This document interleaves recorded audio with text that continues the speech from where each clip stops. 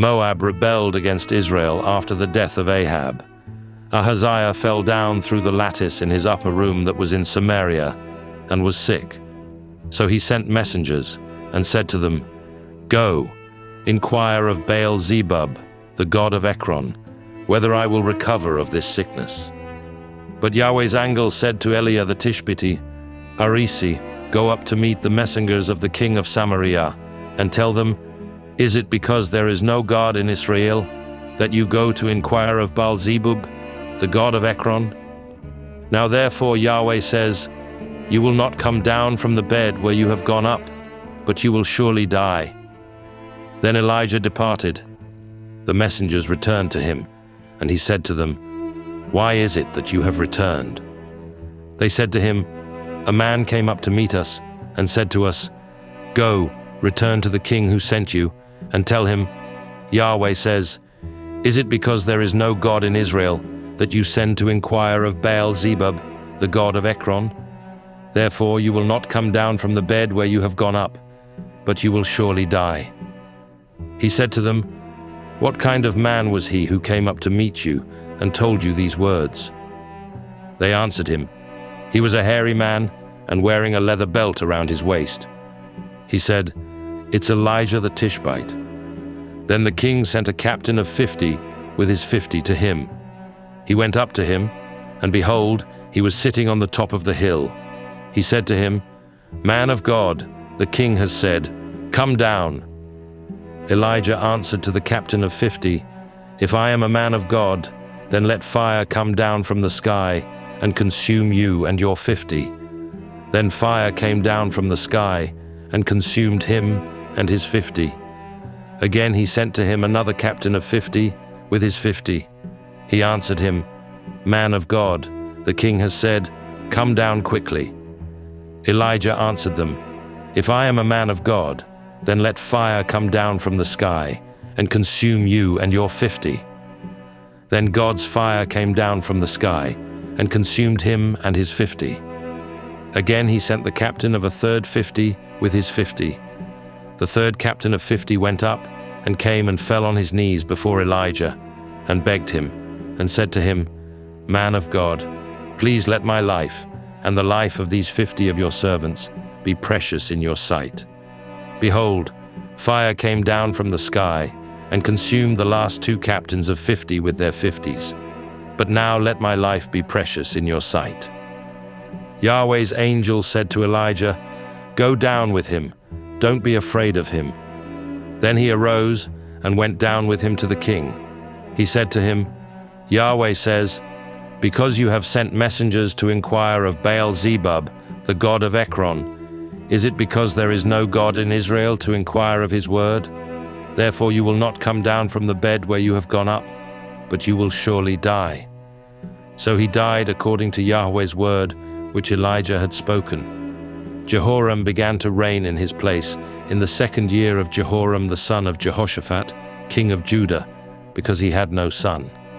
Now the rest of the acts of Ahaziah which he did, aren't they written in the book of the Chronicles of the kings of Israel? When Yahweh was about to take Elijah up by a whirlwind into heaven, Elijah went with Elisha from Gilgal. Elijah said to Elisha, "Please wait here, for Yahweh has sent me as far as Bethel." Elisha said, "As Yahweh lives, and as your soul lives, I will not leave you." So they went down to Bethel. The sons of the prophets who were at Bethel came out to Elisha and said to him, "Do you know that Yahweh will take away your master from your head today?" He said, "Yes, I know it. Hold your peace." Elijah said to him, "Elisha, please wait here, for Yahweh has sent me to Jericho." He said, "As Yahweh lives, and as your soul lives, I will not leave you." So they came to Jericho. The sons of the prophets who were at Jericho came near to Elisha and said to him, "Do you know that Yahweh will take away your master from your head today?" He answered, "Yes, I know it. Hold your peace." Elijah said to him, "Please wait here, for Yahweh has sent me to the Jordan." He said, "As Yahweh lives, and as your soul lives, I will not leave you." Then they both went on. 50 men of the sons of the prophets went and stood opposite them at a distance, and they both stood by the Jordan. Elijah took his mantle and rolled it up and struck the waters, and they were divided here and there, so that they both went over on dry ground. When they had gone over, Elijah said to Elisha, "Ask what I shall do for you before I am taken from you." Elisha said, "Please let a double portion of your spirit be on me." He said, "You have asked a hard thing. If you see me when I am taken from you, it will be so for you, but if not, it will not be so." As they continued on and talked, behold, a chariot of fire and horses of fire separated them, and Elijah went up by a whirlwind into heaven. Elisha saw it, and he cried, my father, the chariots of Israel and its horsemen." He saw him no more. Then he took hold of his own clothes and tore them in 2 pieces. He also took up Elijah's mantle that fell from him, and went back and stood by the bank of the Jordan. He took Elijah's mantle that fell from him, and struck the waters, and said, "Where is Yahweh, the God of Elijah?" When he also had struck the waters, they were divided apart, and Elisha went over. When the sons of the prophets who were at Jericho facing him saw him, they said, "The spirit of Elijah rests on Elisha." They came to meet him, and bowed themselves to the ground before him. They said to him, "See now, there are with your servants 50 strong men. Please let them go and seek your master. Perhaps Yahweh's spirit has taken him up and put him on some mountain or into some valley." He said, "Don't send them." When they urged him until he was ashamed, he said, "Send them." Therefore they sent 50 men, and they searched for 3 days, but didn't find him. They came back to him while he stayed at Jericho, and he said to them, "Didn't I tell you? Don't go." The men of the city said to Elisha, "Behold, please, the situation of this city is pleasant, as my lord sees, but the water is bad, and the land is barren." He said, "Bring me a new jar, and put salt in it." Then they brought it to him. He went out to the spring of the waters, and threw salt into it, and said, "Yahweh says, I have healed these waters. There shall not be from there any more death or barren wasteland." So the waters were healed to this day, according to Elisha's word which he spoke. He went up from there to Bethel. As he was going up by the way, some youths came out of the city and mocked him, and said to him, "Go up, you baldy! Go up, you baldy!" He looked behind him and saw them, and cursed them in Yahweh's name. Then 2 female bears came out of the woods, and mauled 42 of those youths. He went from there to Mount Carmel, and from there he returned to Samaria. Now Jehoram the son of Ahab began to reign over Israel in Samaria in the 18th year of Jehoshaphat king of Judah, and reigned 12 years. He did that which was evil in Yahweh's sight, but not like his father and like his mother, for he put away the pillar of Baal that his father had made. Nevertheless, he held to the sins of Jeroboam the son of Nebat, with which he made Israel to sin. He didn't depart from them. Now Mesha king of Moab was a sheep breeder, and he supplied the king of Israel with the wool of 100,000 lambs and of 100,000 rams. But when Ahab was dead, the king of Moab rebelled against the king of Israel. King Jehoram went out of Samaria at that time and mustered all Israel. He went and sent to Jehoshaphat the king of Judah, saying, "The king of Moab has rebelled against me. Will you go with me against Moab to battle?" He said, "I will go up. I am as you are, my people as your people, my horses as your horses." He said, "Which way shall we go up?" He answered, "The way of the wilderness of Edom." So the king of Israel went with the king of Judah and the king of Edom, and they marched for 7 days along a circuitous route. There was no water for the army or for the animals that followed them. The king of Israel said, "Alas, for Yahweh has called these 3 kings together to deliver them into the hand of Moab." But Jehoshaphat said, "Isn't there a prophet of Yahweh here, that we may inquire of Yahweh by him?" One of the king of Israel's servants answered, Elisha the son of Shaphat, who poured water on the hands of Elijah, is here. Jehoshaphat said, Yahweh's word is with him. So the king of Israel and Jehoshaphat and the king of Edom went down to him. Elisha said to the king of Israel, What have I to do with you? Go to the prophets of your father and to the prophets of your mother. The king of Israel said to him, No, for Yahweh has called these 3 kings together to deliver them into the hand of Moab. Elisha said, As Yahweh of armies lives, before whom I stand, surely, were it not that I respect the presence of Jehoshaphat the king of Judah, I would not look toward you, nor see you. But now, bring me a musician. When the musician played, Yahweh's hand came on him. He said, Yahweh says, Make this valley full of trenches. For Yahweh says, You will not see wind, neither will you see rain, yet that valley will be filled with water, and you will drink, both you and your livestock and your other animals. This is an easy thing in Yahweh's sight. He will also deliver the Moabites into your hand.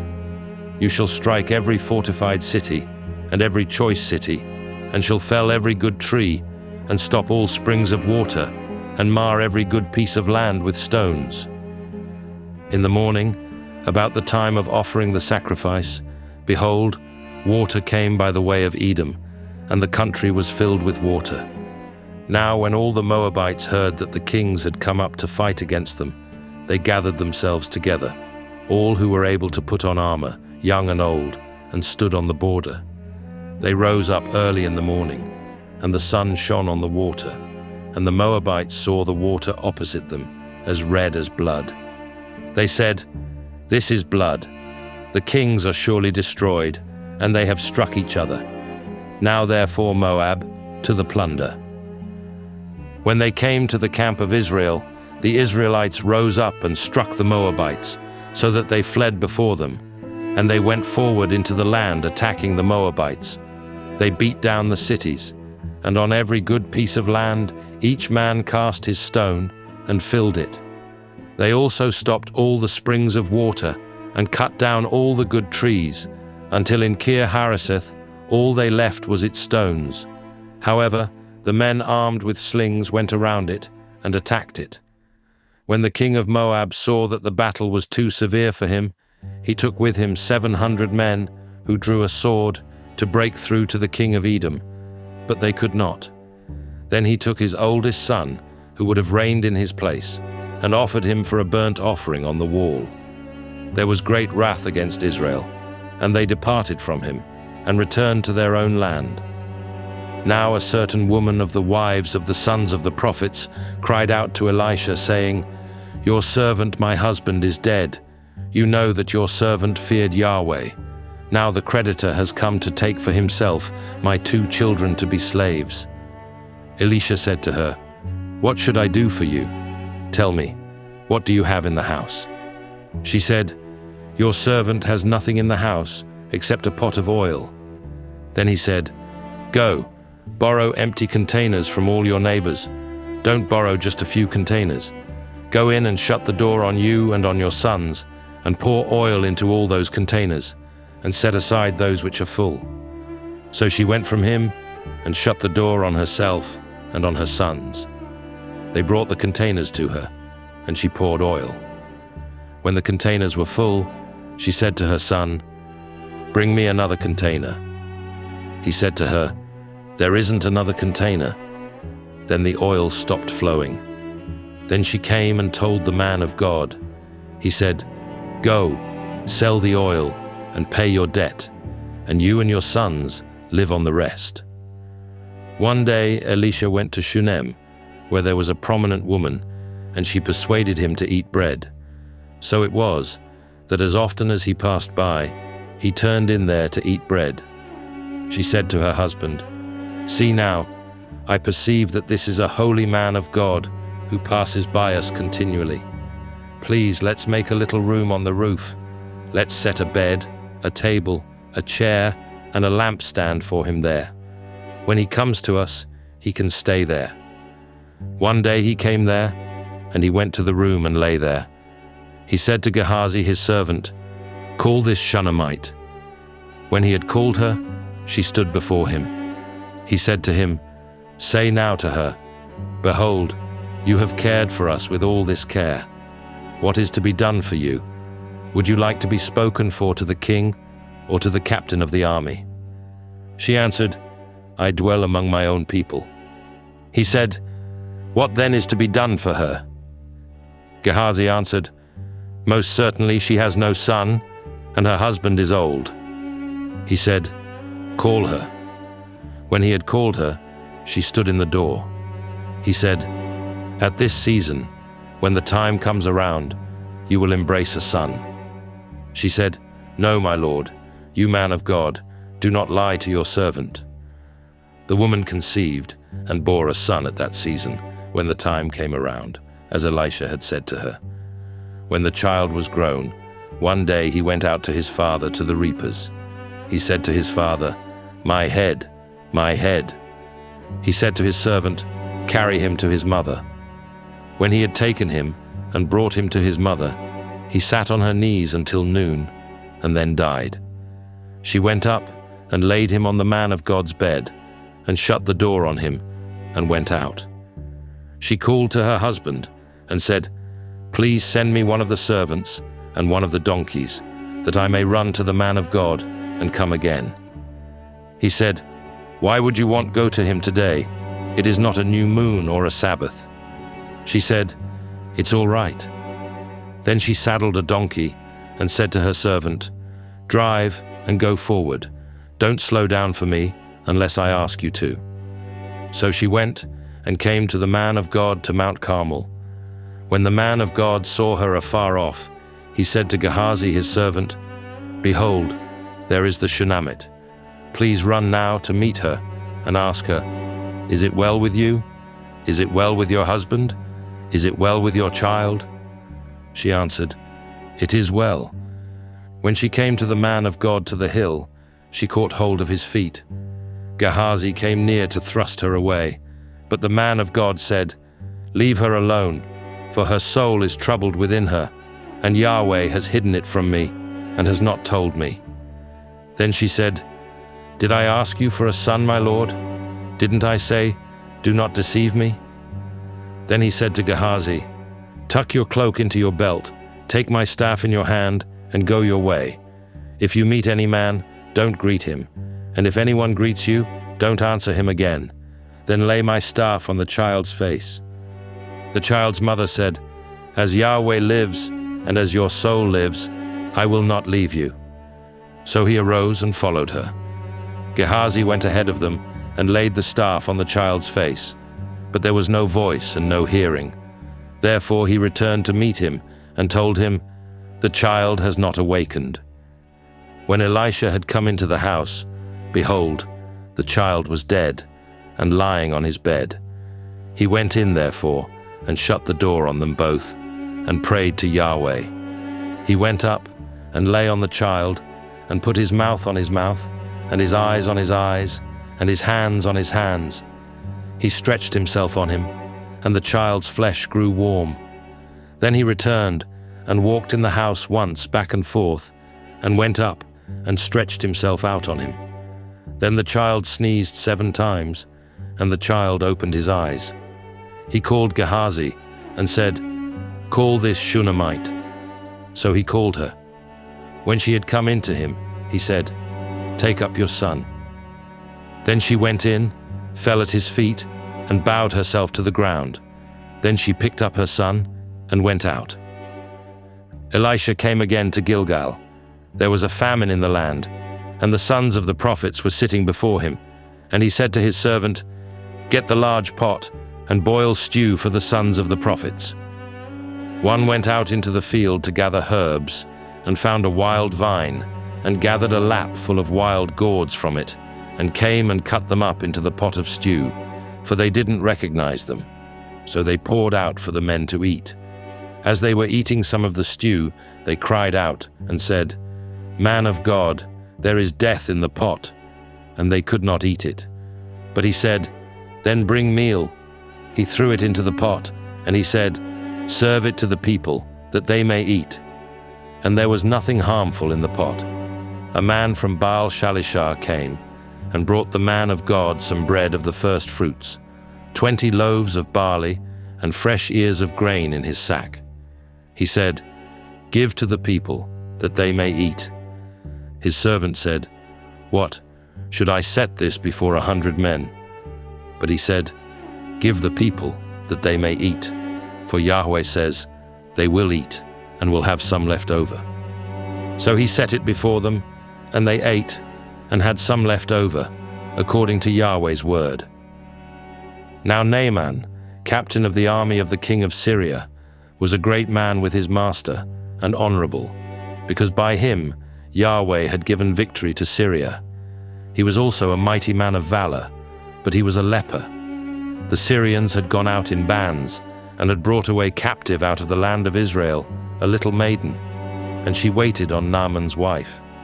She said to her mistress, "I wish that my lord were with the prophet who is in Samaria, then he would heal him of his leprosy." Someone went in and told his lord, saying, "The maiden who is from the land of Israel said this, 'The king of Syria said, Go now, and I will send a letter to the king of Israel.'" He departed, and took with him 10 talents of silver, and 6,000 pieces of gold, and 10 changes of clothing. He brought the letter to the king of Israel, saying, "Now when this letter has come to you, behold, I have sent Naaman my servant to you, that you may heal him of his leprosy." When the king of Israel had read the letter, he tore his clothes and said, "Am I God, to kill and to make alive, that this man sends to me to heal a man of his leprosy? But please consider and see how he seeks a quarrel against me." It was so, when Elisha the man of God heard that the king of Israel had torn his clothes, that he sent to the king, saying, "Why have you torn your clothes? Let him come now to me, and he shall know that there is a prophet in Israel." So Naaman came with his horses and with his chariots, and stood at the door of the house of Elisha. Elisha sent a messenger to him, saying, "Go and wash in the Jordan 7 times, and your flesh shall come again to you, and you shall be clean." But Naaman was angry, and went away, and said, "Behold, I thought, he will surely come out to me, and stand, and call on the name of Yahweh his God, and wave his hand over the place, and heal the leper. Aren't Abana and Pharpar, the rivers of Damascus, better than all the waters of Israel? Couldn't I wash in them, and be clean?" So he turned, and went away in a rage. His servants came near, and spoke to him, and said, "My father, if the prophet had asked you do some great thing, wouldn't you have done it? How much rather then, when he says to you, 'Wash and be clean'?" Then went he down, and dipped himself 7 times in the Jordan, according to the saying of the man of God, and his flesh was restored like the flesh of a little child, and he was clean. He returned to the man of God, he and all his company, and came and stood before him. And he said, "See now, I know that there is no God in all the earth, but in Israel. Now therefore, please take a gift from your servant." But he said, "As Yahweh lives, before whom I stand, I will receive none." He urged him to take it, but he refused. Naaman said, "If not, then please let 2 mules' burden of earth be given to your servant, for your servant will from now on offer neither burnt offering nor sacrifice to other gods, but to Yahweh. In this thing may Yahweh pardon your servant. When my master goes into the house of Rimmon to worship there, and he leans on my hand, and I bow myself in the house of Rimmon. When I bow myself in the house of Rimmon, may Yahweh pardon your servant in this thing." He said to him, "Go in peace." So he departed from him a little way. But Gehazi, the servant of Elisha the man of God, said, "Behold, my master has spared this Naaman the Syrian, in not receiving at his hands that which he brought. As Yahweh lives, I will run after him, and take something from him." So Gehazi followed after Naaman. When Naaman saw one running after him, he came down from the chariot to meet him, and said, "Is all well?" He said, All is well. My master has sent me, saying, Behold, even now 2 young men of the sons of the prophets have come to me from the hill country of Ephraim. Please give them a talent of silver and 2 changes of clothing." Naaman said, "Be pleased to take 2 talents." He urged him and bound 2 talents of silver in 2 bags, with 2 changes of clothing, and laid them on 2 of his servants, and they carried them before him. When he came to the hill, he took them from their hand and stored them in the house. Then he let the men go, and they departed. But he went in and stood before his master. Elisha said to him, "Where did you come from, Gehazi?" He said, "Your servant went nowhere." He said to him, "Didn't my heart go with you when the man turned from his chariot to meet you? Is it a time to receive money and to receive garments and olive groves and vineyards and sheep and cattle and male servants and female servants? Therefore the leprosy of Naaman will cling to you and to your offspring forever." He went out from his presence a leper, as white as snow. The sons of the prophets said to Elisha, "See now, the place where we live and meet with you is too small for us. Please let us go to the Jordan, and each man take a beam from there, and let's make us a place there, where we may live." He answered, "Go." One said, "Please be pleased to go with your servants." He answered, "I will go." So he went with them. When they came to the Jordan, they cut down wood. But as one was cutting down a tree, the axe head fell into the water.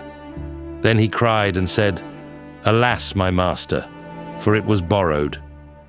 The man of God asked, "Where did it fall?" He showed him the place. He cut down a stick, threw it in there, and made the iron float. He said, "Take it." So he put out his hand and took it. Now the king of Syria was at war against Israel, and he took counsel with his servants, saying, "My camp will be in such and such a place." The man of God sent to the king of Israel, saying, "Beware that you not pass this place, for the Syrians are coming down there." The king of Israel sent to the place which the man of God told him and warned him of, and he saved himself there, not once or twice. The king of Syria's heart was very troubled about this. He called his servants and said to them, "Won't you show me which of us is for the king of Israel?" One of his servants said, "No, my lord, O king. But Elisha, the prophet who is in Israel, tells the king of Israel the words that you speak in your bedroom." He said, "Go and see where he is, that I may send and get him." He was told, "Behold, he is in Dothan." Therefore he sent horses, chariots, and a great army there. They came by night and surrounded the city. When the servant of the man of God had risen early and gone out, behold, an army with horses and chariots was around the city. His servant said to him, "Alas, my master, what shall we do?" He answered, "Don't be afraid, for those who are with us are more than those who are with them." Elisha prayed and said, "Yahweh, please open his eyes, that he may see." Yahweh opened the young man's eyes, and he saw, and behold, the mountain was full of horses and chariots of fire around Elisha. When they came down to him, Elisha prayed to Yahweh and said, "Please strike this people with blindness." He struck them with blindness according to Elisha's word. Elisha said to them, "This is not the way, neither is this the city. Follow me, and I will bring you to the man whom you seek." He led them to Samaria. When they had come into Samaria, Elisha said, "Yahweh, open these men's eyes, that they may see." Yahweh opened their eyes, and they saw, and behold, they were in the middle of Samaria.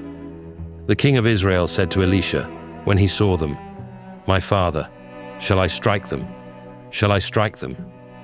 He answered, "You shall not strike them. Would you strike those whom you have taken captive with your sword and with your bow?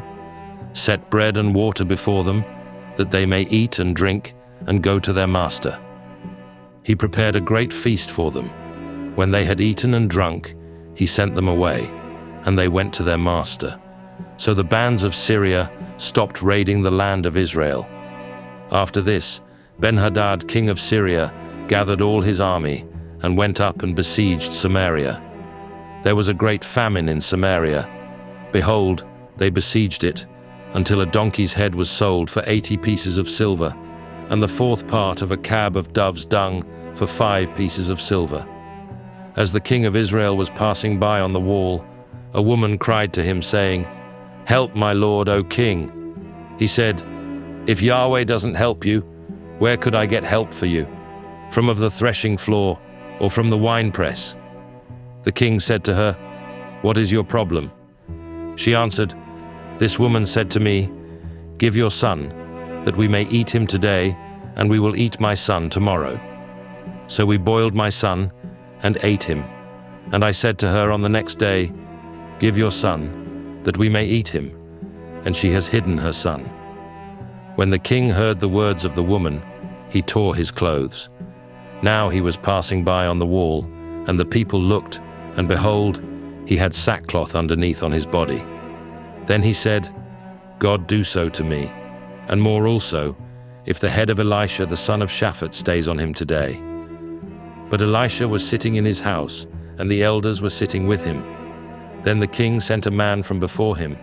But before the messenger came to him, he said to the elders, "Do you see how this son of a murderer has sent to take away my head? Behold, when the messenger comes, shut the door, and hold the door shut against him. Isn't the sound of his master's feet behind him?" While he was still talking with them, behold, the messenger came down to him. Then he said, "Behold, this evil is from Yahweh. Why should I wait for Yahweh any longer?" Elisha said, "Hear Yahweh's word. Yahweh says, 'Tomorrow about this time, a seah of fine flour will be sold for a shekel, and 2 seahs of barley for a shekel in the gate of Samaria.'"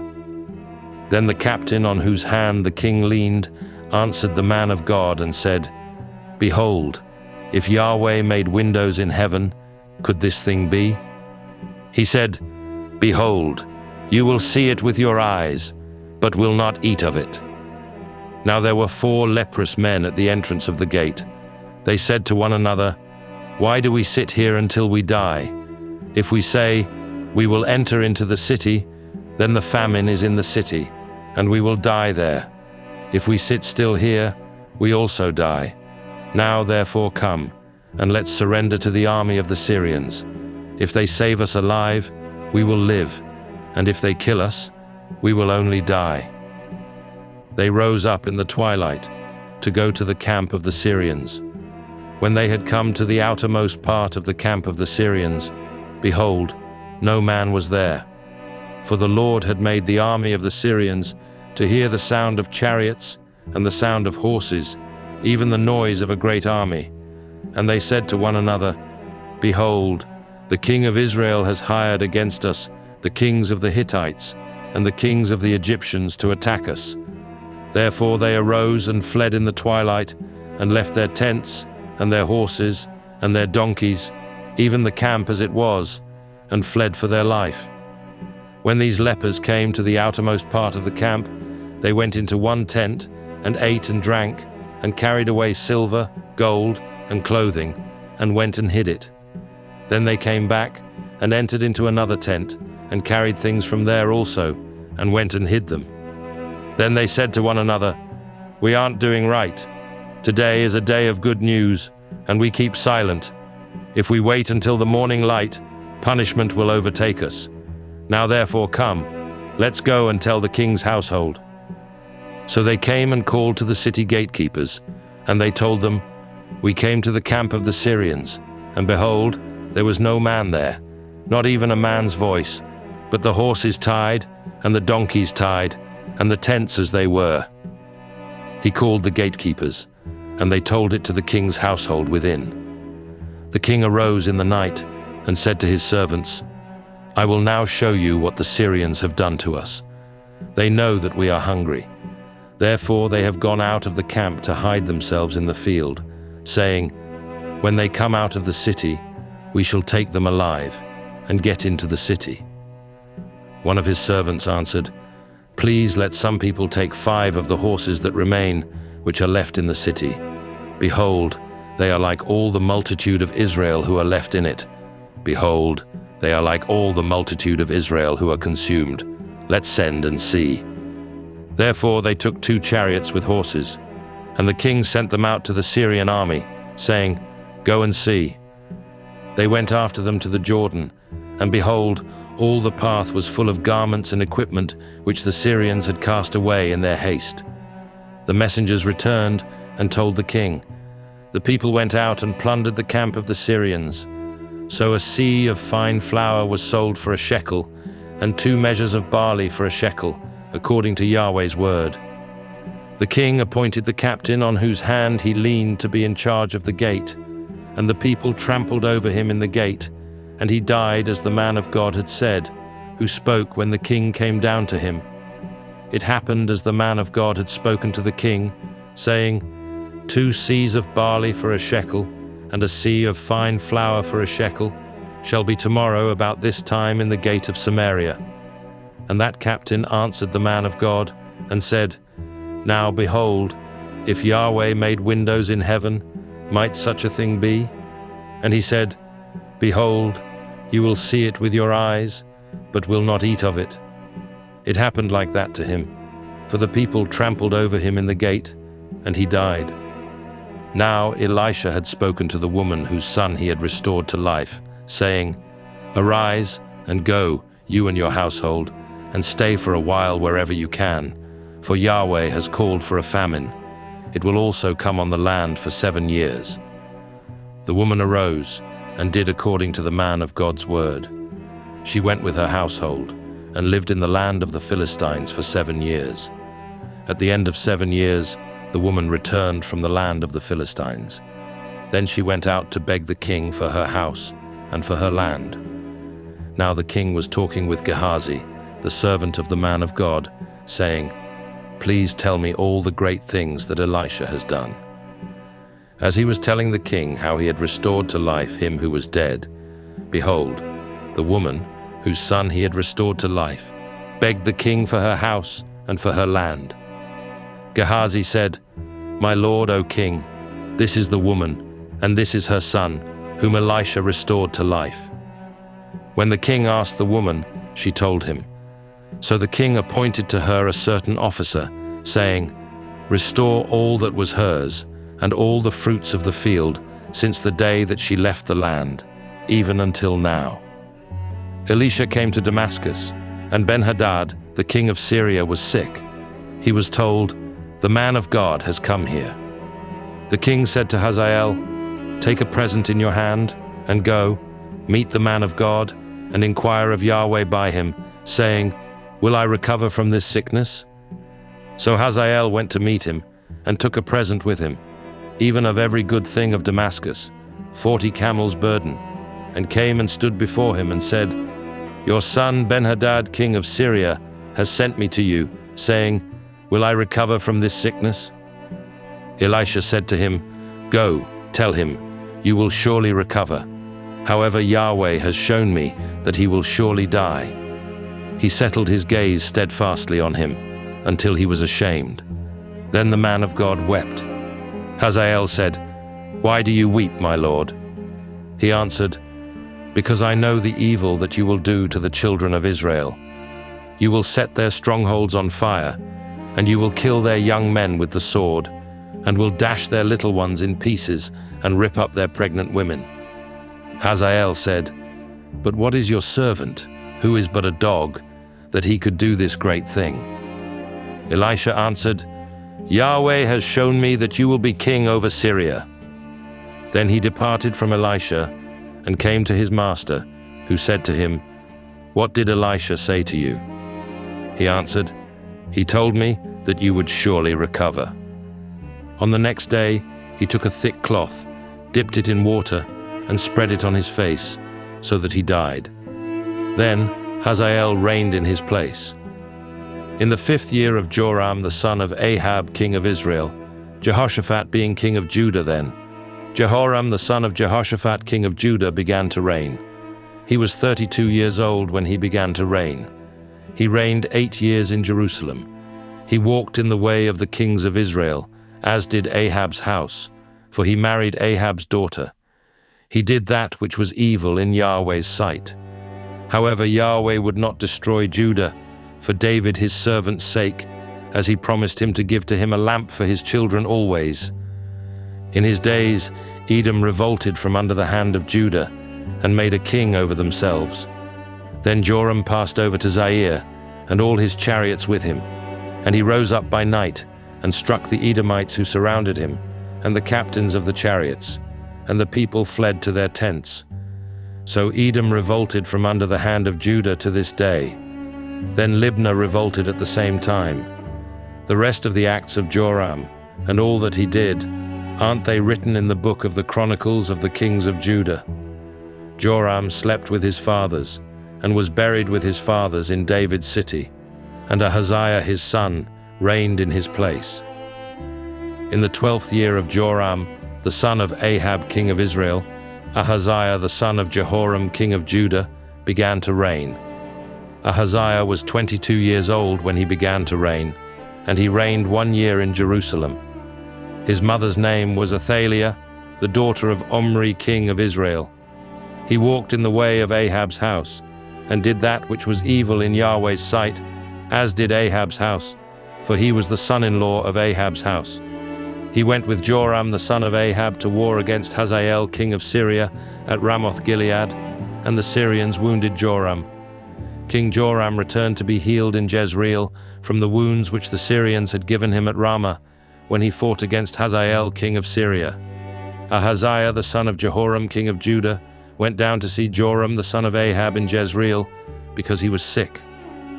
Elisha the prophet called one of the sons of the prophets, and said to him, "Put your belt on your waist, take this vial of oil in your hand, and go to Ramoth-Gilead. When you come there, find Jehu the son of Jehoshaphat, the son of Nimshi, and go in, and make him rise up from among his brothers, and take him to an inner room. Then take the vial of oil, and pour it on his head, and say, 'Yahweh says, I have anointed you king over Israel.' Then open the door, flee, and don't wait." So the young man, even the young man, the prophet, went to Ramoth-Gilead. When he came, behold, the captains of the army were sitting. Then he said, "I have a message for you, captain." Jehu said, "To which of us all?" He said, "To you, O captain." He arose and went into the house. Then he poured the oil on his head and said to him, "Yahweh, the God of Israel, says, I have anointed you king over the people of Yahweh, even over Israel. You must strike your master Ahab's house, that I may avenge the blood of my servants the prophets, and the blood of all the servants of Yahweh, at the hand of Jezebel. For the whole house of Ahab will perish. I will cut off from Ahab everyone who urinates against a wall, both him who is shut up and him who is left at large in Israel. I will make Ahab's house like the house of Jeroboam the son of Nebat, and like the house of Baasha the son of Ahijah. The dogs will eat Jezebel on the plot of ground of Jezreel, and there shall be no one to bury her." Then he opened the door and fled. When Jehu came out to the servants of his lord, and one said to him, "Is all well? Why did this mad fellow come to you?" He said to them, "You know the man and how he talks." They said, "That is a lie. Tell us now." He said to me, "Yahweh says, I have anointed you king over Israel." Then they hurried, and each man took his cloak and put it under him on the top of the stairs, and blew the trumpet, saying, "Jehu is king." So Jehu the son of Jehoshaphat, the son of Nimshi, conspired against Joram. Now Joram was keeping Ramoth-Gilead, he and all Israel, because of Hazael king of Syria. But King Joram had returned to be healed in Jezreel of the wounds which the Syrians had given him, when he fought with Hazael king of Syria. Jehu said, "If this is your thinking, then let no one escape and go out of the city, to go to tell it in Jezreel." So Jehu rode in a chariot and went to Jezreel, for Joram lay there. Ahaziah king of Judah had come down to see Joram. Now the watchman was standing on the tower in Jezreel, and he spied the company of Jehu as he came, and said, I see a company. Joram said, Take a horseman, and send to meet them, and let him say, Is it peace? So one went on horseback to meet him, and said, The king says, Is it peace? Jehu said, What do you have to do with peace? Fall in behind me. The watchman said, The messenger came to them, but he isn't coming back. Then he sent out a second on horseback, who came to them, and said, The king says, Is it peace? Jehu answered, What do you have to do with peace? Fall in behind me. The watchman said, He came to them, and isn't coming back. The driving is like the driving of Jehu the son of Nimshi, for he drives furiously. Joram said, Get ready. They got his chariot ready. Then Joram king of Israel and Ahaziah king of Judah went out, each in his chariot, and they went out to meet Jehu, and found him on Naboth, the Jezreelites' land. When Joram saw Jehu, he said, Is it peace, Jehu? He answered, What peace, so long as the prostitution of your mother Jezebel and her witchcraft abound? Joram turned his hands and fled, and said to Ahaziah, This is treason, Ahaziah. Jehu drew his bow with his full strength, and struck Joram between his arms, and the arrow went out at his heart, and he sunk down in his chariot.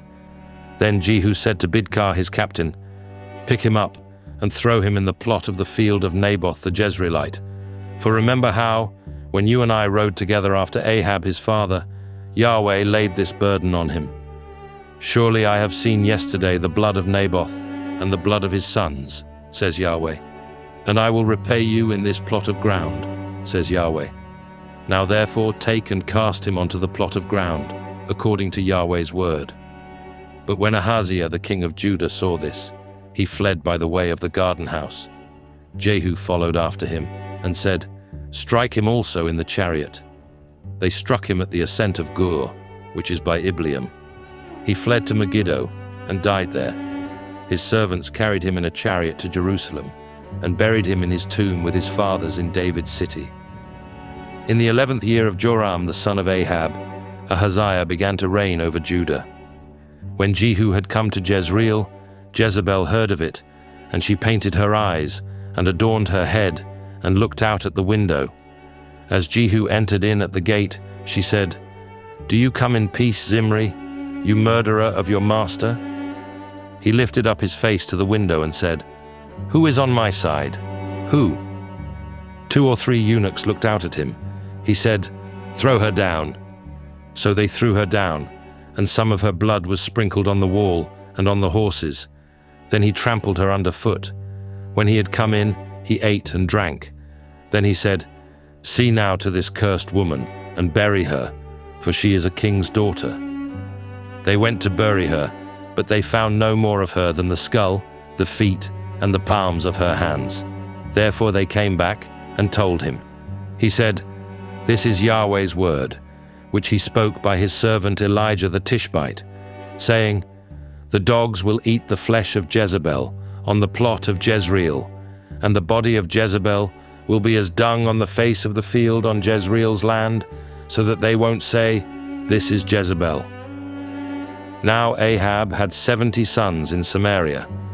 Jehu wrote letters and sent to Samaria, to the rulers of Jezreel, even the elders, and to those who brought up Ahab's sons, saying, Now as soon as this letter comes to you, since your master's sons are with you, and you have chariots and horses, a fortified city also, and armor, select the best and fittest of your master's sons, set him on his father's throne, and fight for your master's house. But they were exceedingly afraid, and said, Behold, the 2 kings didn't stand before him. How then shall we stand?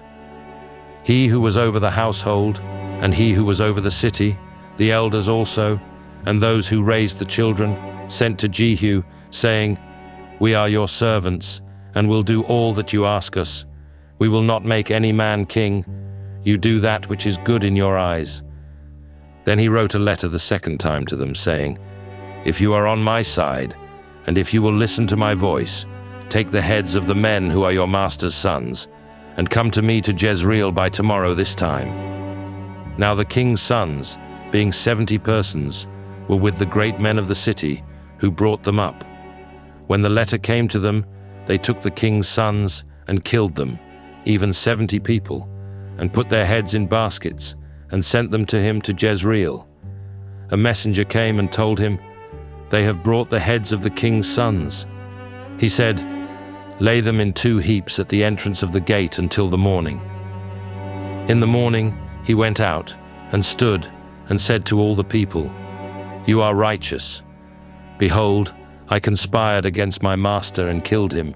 But who killed all these? Know now that nothing will fall to the earth of Yahweh's word, which Yahweh spoke concerning Ahab's house, for Yahweh has done that which he spoke by his servant Elijah." So Jehu struck all that remained of Ahab's house in Jezreel, with all his great men, his familiar friends, and his priests, until he left him no one remaining. He arose and departed, and went to Samaria. As he was at the shearing house of the shepherds on the way, Jehu met with the brothers of Ahaziah king of Judah, and said, "Who are you?" They answered, "We are the brothers of Ahaziah. We are going down to greet the children of the king and the children of the queen." He said, "Take them alive." They took them alive and killed them at the pit of the shearing house, even 42 men. He didn't leave any of them. When he had departed from there, he met Jehonadab the son of Rechab coming to meet him. He greeted him and said to him, "Is your heart right, as my heart is with your heart?" Jehonadab answered, "It is." "If it is, give me your hand." He gave him his hand, and he took him up to him into the chariot. He said, "Come with me, and see my zeal for Yahweh." So they made him ride in his chariot. When he came to Samaria, he struck all who remained to Ahab in Samaria, until he had destroyed him, according to Yahweh's word, which he spoke to Elijah. Jehu gathered all the people together, and said to them, "Ahab served Baal a little, but Jehu will serve him much. Now therefore call to me all the prophets of Baal, all of his worshippers, and all of his priests. Let no one be absent, for I have a great sacrifice to Baal. Whoever is absent, he shall not live." But Jehu did deceptively, intending to destroy the worshippers of Baal. Jehu said, "Sanctify a solemn assembly for Baal." So they proclaimed it. Jehu sent through all Israel, and all the worshippers of Baal came, so that there was not a man left that didn't come. They came into the house of Baal, and the house of Baal was filled from one end to another. He said to him who kept the wardrobe, "Bring out robes for all the worshippers of Baal." So he brought robes out to them. Jehu went with Jehonadab, the son of Rechab, into the house of Baal. Then he said to the worshippers of Baal, "Search and see that none of the servants of Yahweh are here with you, but only the worshippers of Baal." So they went in to offer sacrifices and burnt offerings. Now Jehu had appointed for himself 80 men outside, and said, "If any of the men whom I bring into your hands escape, he who lets him go, his life shall be for the life of him."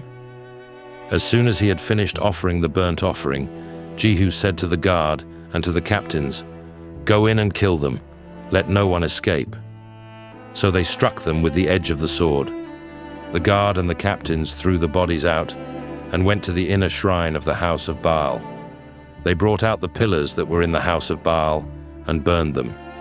They broke down the pillar of Baal, and broke down the house of Baal, and made it a latrine to this day. Thus Jehu destroyed Baal out of Israel.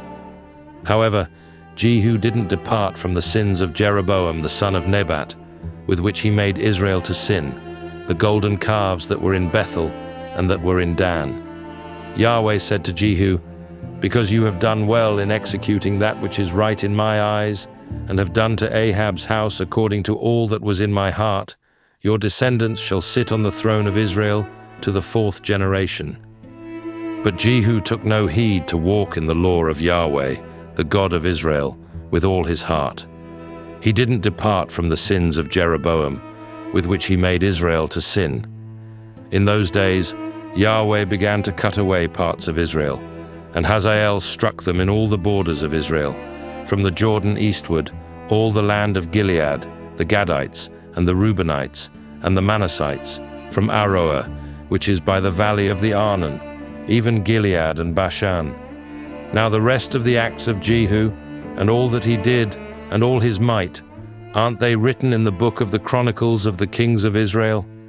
Jehu slept with his fathers, and they buried him in Samaria.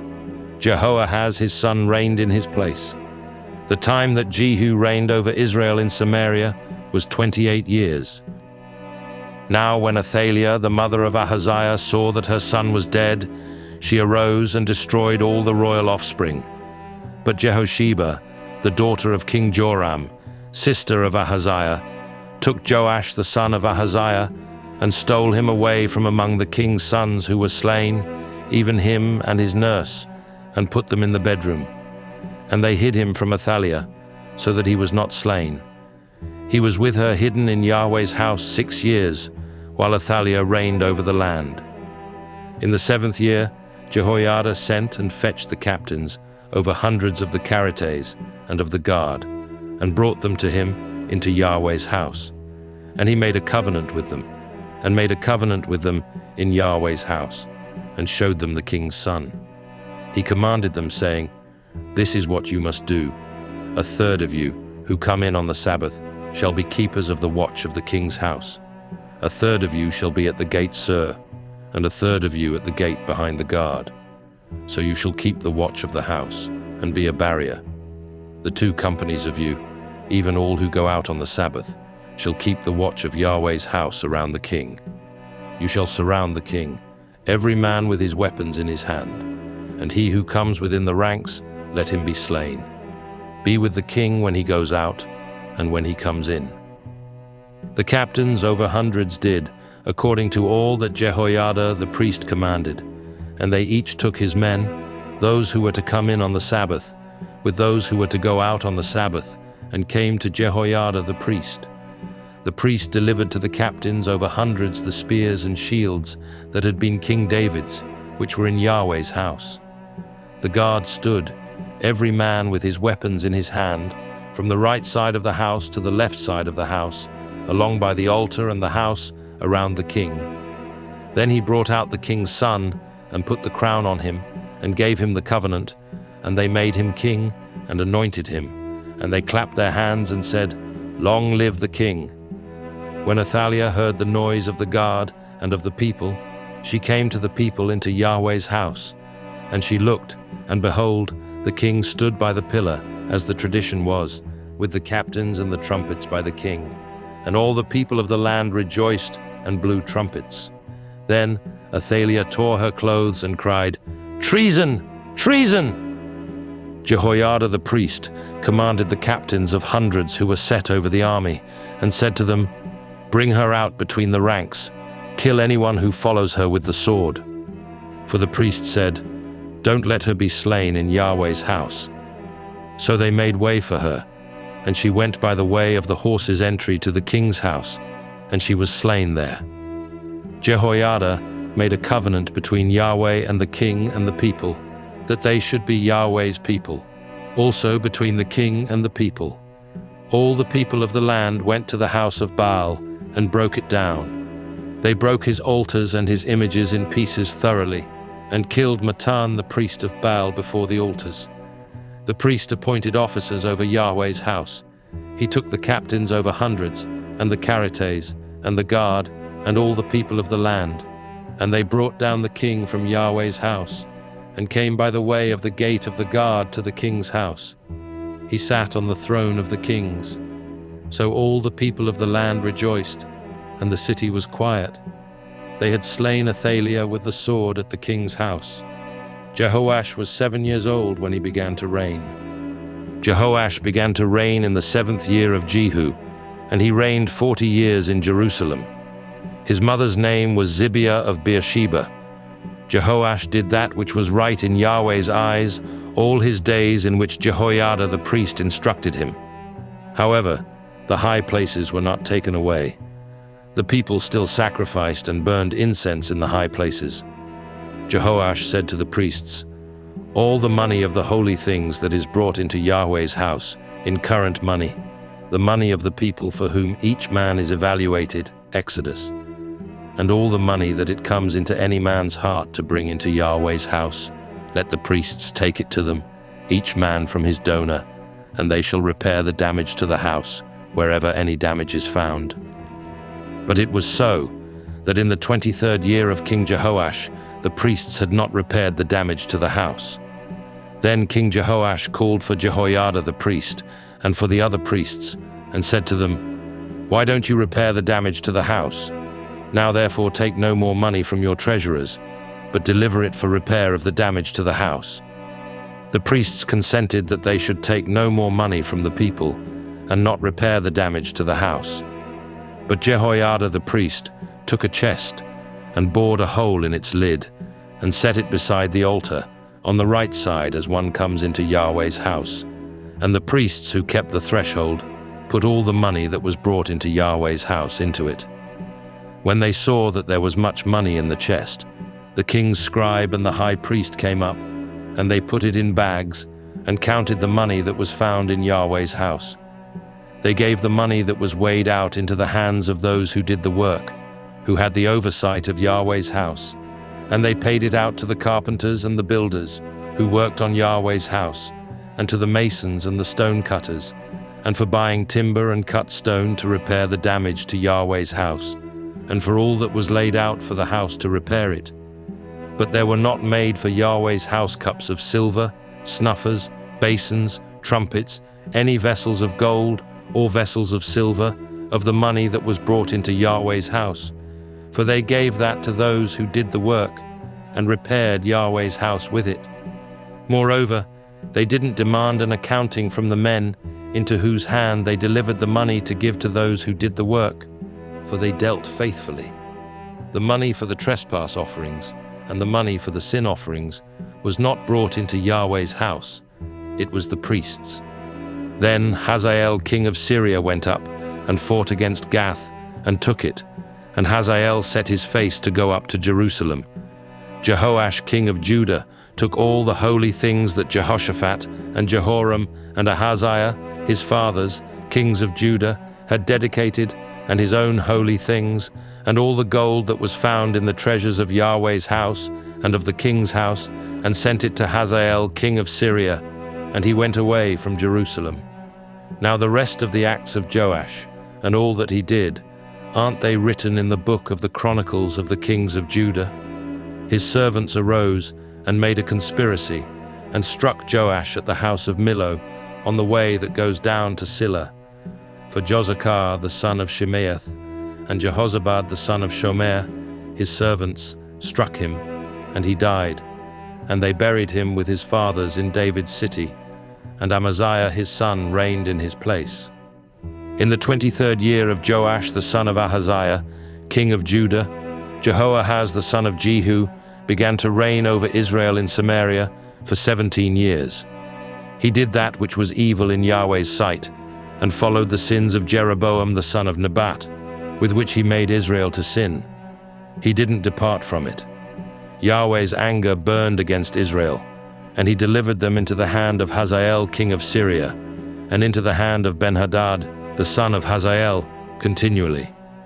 Jehoahaz begged Yahweh, and Yahweh listened to him, for he saw the oppression of Israel, how the king of Syria oppressed them.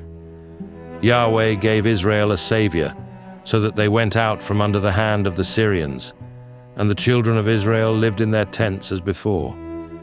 Nevertheless, they didn't depart from the sins of the house of Jeroboam, with which he made Israel to sin, but walked in them, and the Asherah also remained in Samaria. For he didn't leave to Jehoahaz of the people any more than 50 horsemen, and 10 chariots, and 10,000 footmen, for the king of Syria destroyed them, and made them like the dust in threshing. Now the rest of the acts of Jehoahaz, and all that he did, and his might, aren't they written in the book of the Chronicles of the kings of Israel? Jehoahaz slept with his fathers, and they buried him in Samaria, and Joash his son reigned in his place. In the 37th year of Joash king of Judah, Jehoash the son of Jehoahaz began to reign over Israel in Samaria for 16 years. He did that which was evil in Yahweh's sight. He didn't depart from all the sins of Jeroboam the son of Nebat, with which he made Israel to sin, but he walked in them. Now the rest of the acts of Joash, and all that he did, and his might with which he fought against Amaziah king of Judah, aren't they written in the book of the Chronicles of the kings of Israel? Joash slept with his fathers, and Jeroboam sat on his throne. Joash was buried in Samaria with the kings of Israel. Now Elisha became sick with the illness of which he died, and Joash the king of Israel came down to him and wept over him and said, my father, the chariots of Israel and its horsemen." Elisha said to him, "Take bow and arrows." And he took bow and arrows for himself. He said to the king of Israel, "Put your hand on the bow." And he put his hand on it. Elisha laid his hands on the king's hands. He said, "Open the window eastward." And he opened it. Then Elisha said, "Shoot." And he shot. He said, "Yahweh's arrow of victory, even the arrow of victory over Syria. For you will strike the Syrians in Aphek until you have consumed them." He said, "Take the arrows." And he took them. He said to the king of Israel, "Strike the ground." And he struck 3 times and stopped. The man of God was angry with him and said, "You should have struck 5 or 6 times. Then you would have struck Syria until you had consumed it. Whereas now you will strike Syria just 3 times." Elisha died, and they buried him. Now the bands of the Moabites invaded the land at the coming in of the year. As they were burying a man, behold, they saw a band of raiders, and they threw the man into Elisha's tomb. As soon as the man touched Elisha's bones, he revived and stood up on his feet. Hazael king of Syria oppressed Israel all the days of Jehoahaz, but Yahweh was gracious to them, and had compassion on them, and had respect for them, because of his covenant with Abraham, Isaac, and Jacob, and would not destroy them, and he didn't cast them from his presence as yet. Hazael king of Syria died, and Ben-Hadad his son reigned in his place. Jehoash, the son of Jehoahaz, took again out of the hand of Ben-Hadad, the son of Hazael, the cities which he had taken out of the hand of Jehoahaz his father by war. Joash struck him 3 times and recovered the cities of Israel. In the 2nd year of Joash son of Joahaz king of Israel, Amaziah the son of Joash king of Judah began to reign. He was 25 years old when he began to reign, and he reigned 29 years in Jerusalem. His mother's name was Jehoaddin of Jerusalem. He did that which was right in Yahweh's eyes, yet not like David his father. He did according to all that Joash his father had done. However, the high places were not taken away. The people still sacrificed and burned incense in the high places. As soon as the kingdom was established in his hand, he killed his servants who had slain the king his father, but the children of the murderers he didn't put to death, according to that which is written in the book of the law of Moses, as Yahweh commanded, saying, "The fathers shall not be put to death for the children, nor the children be put to death for the fathers, but every man shall die for his own sin." He killed 10,000 Edomites in the valley of Salt, and took Selah by war, and called its name Joktheel to this day. Then Amaziah sent messengers to Jehoash, the son of Jehoahaz, son of Jehu, king of Israel, saying, "Come, let's look one another in the face." Jehoash the king of Israel sent to Amaziah king of Judah, saying, "The thistle that was in Lebanon sent to the cedar that was in Lebanon, saying, 'Give your daughter to my son as wife.' Then a wild animal that was in Lebanon passed by and trampled down the thistle. You have indeed struck Edom, and your heart has lifted you up. Enjoy the glory of it, and stay at home. For why should you meddle to your harm, that you fall, even you, and Judah with you?" But Amaziah would not listen. So Jehoash king of Israel went up, and he and Amaziah king of Judah looked one another in the face at Beth Shemesh, which belongs to Judah. Judah was defeated by Israel, and each man fled to his tent. Jehoash, king of Israel, took Amaziah, king of Judah, the son of Jehoash, the son of Ahaziah, at Beth-Shemesh, and came to Jerusalem, and broke down the wall of Jerusalem from the gate of Ephraim to the corner gate, 400 cubits. He took all the gold and silver, and all the vessels that were found in Yahweh's house, and in the treasures of the king's house, the hostages also, and returned to Samaria. Now the rest of the acts of Jehoash which he did, and his might, and how he fought with Amaziah king of Judah, aren't they written in the book of the Chronicles of the kings of Israel? Jehoash slept with his fathers, and was buried in Samaria with the kings of Israel. And Jeroboam his son reigned in his place. Amaziah the son of Joash king of Judah lived after the death of Jehoash, son of Jehoahaz, king of Israel, 15 years. Now the rest of the acts of Amaziah, aren't they written in the book of the Chronicles of the kings of Judah? They made a conspiracy against him in Jerusalem, and he fled to Lachish. But they sent after him to Lachish, and killed him there. They brought him on horses, and he was buried at Jerusalem with his fathers in David's city. All the people of Judah took Azariah, who was 16 years old, and made him king in the place of his father Amaziah. He built Elath, and restored it to Judah. After that, the king slept with his fathers. In the 15th year of Amaziah, the son of Joash king of Judah, Jeroboam the son of Joash king of Israel began to reign in Samaria for 41 years. He did that which was evil in Yahweh's sight. He didn't depart from all the sins of Jeroboam the son of Nebat, with which he made Israel to sin. He restored the border of Israel from the entrance of Hamath to the sea of the Arabah, according to Yahweh, the God of Israel's word, which he spoke by his servant Jonah the son of Amittai, the prophet, who was from Gath-Hepher. For Yahweh saw the affliction of Israel, that it was very bitter, for all, slave and free, and there was no helper for Israel. Yahweh didn't say that he would blot out the name of Israel from under the sky, but he saved them by the hand of Jeroboam, the son of Joash.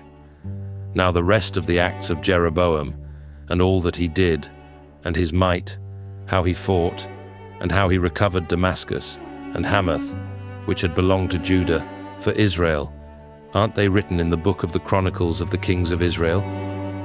Jeroboam slept with his fathers, even with the kings of Israel, and Zechariah his son reigned in his place.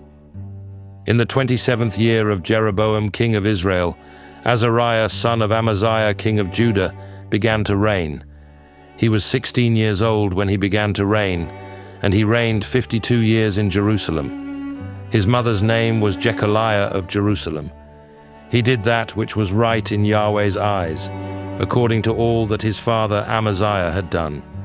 However, the high places were not taken away. The people still sacrificed and burned incense in the high places. Yahweh struck the king, so that he was a leper to the day of his death, and lived in a separate house. Jotham, the king's son, was over the household, judging the people of the land. Now the rest of the acts of Azariah, and all that he did, aren't they written in the book of the Chronicles of the kings of Judah?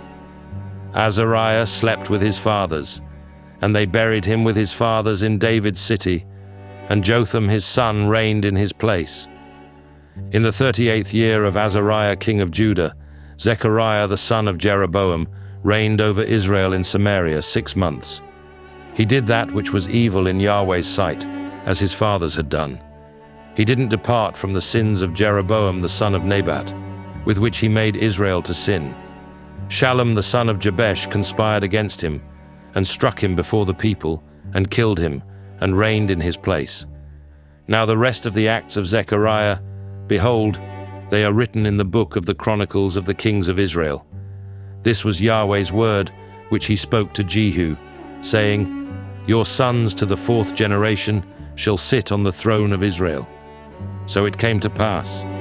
Shallum the son of Jabesh began to reign in the 39th year of Uzziah king of Judah, and he reigned for a month in Samaria. Menahem the son of Gadi went up from Tirzah, came to Samaria, struck Shallum the son of Jabesh in Samaria, killed him, and reigned in his place. Now the rest of the acts of Shallum and his conspiracy which he made, behold, they are written in the book of the Chronicles of the kings of Israel. Then Menahem attacked Tifsah, and all who were in it, and its border areas, from Tirzah. He attacked it because they didn't open their gates to him, and he ripped up all their women who were with child. In the 39th year of Azariah king of Judah, Menahem the son of Gadi began to reign over Israel for 10 years in Samaria. He did that which was evil in Yahweh's sight. He didn't depart all his days from the sins of Jeroboam the son of Nebat, with which he made Israel to sin. Pul the king of Assyria came against the land, and Menahem gave Pul 1,000 talents of silver, that his hand might be with him to confirm the kingdom in his hand.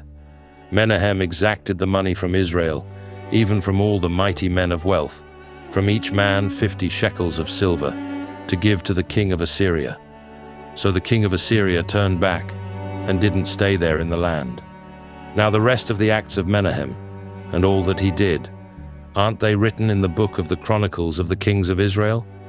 Menahem slept with his fathers, and Pekahiah his son reigned in his place. In the 50th year of Azariah king of Judah, Pekahiah the son of Menahem began to reign over Israel in Samaria for 2 years. He did that which was evil in Yahweh's sight.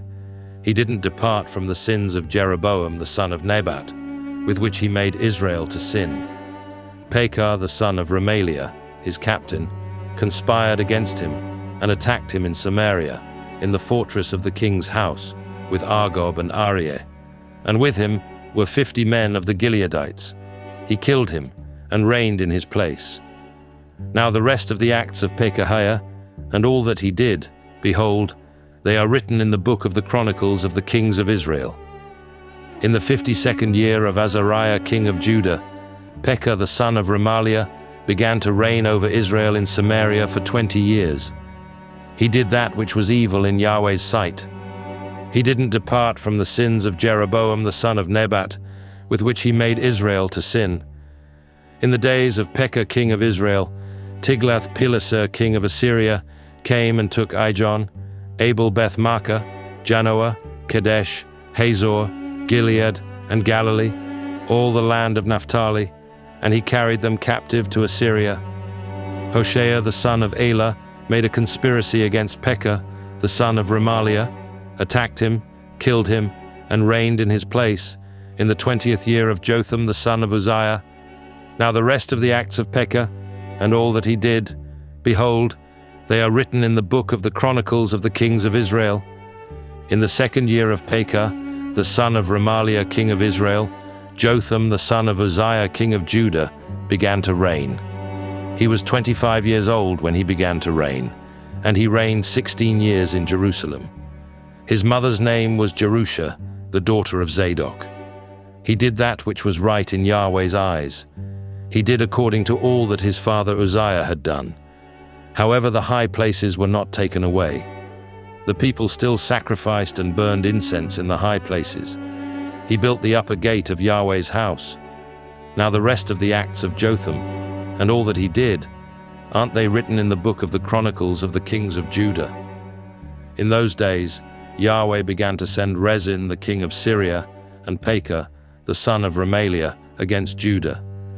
Jotham slept with his fathers, and was buried with his fathers in his father David's city, and Ahaz, his son, reigned in his place. In the 17th year of Pekah, the son of Remaliah, Ahaz, the son of Jotham king of Judah, began to reign. Ahaz was 20 years old when he began to reign, and he reigned 16 years in Jerusalem.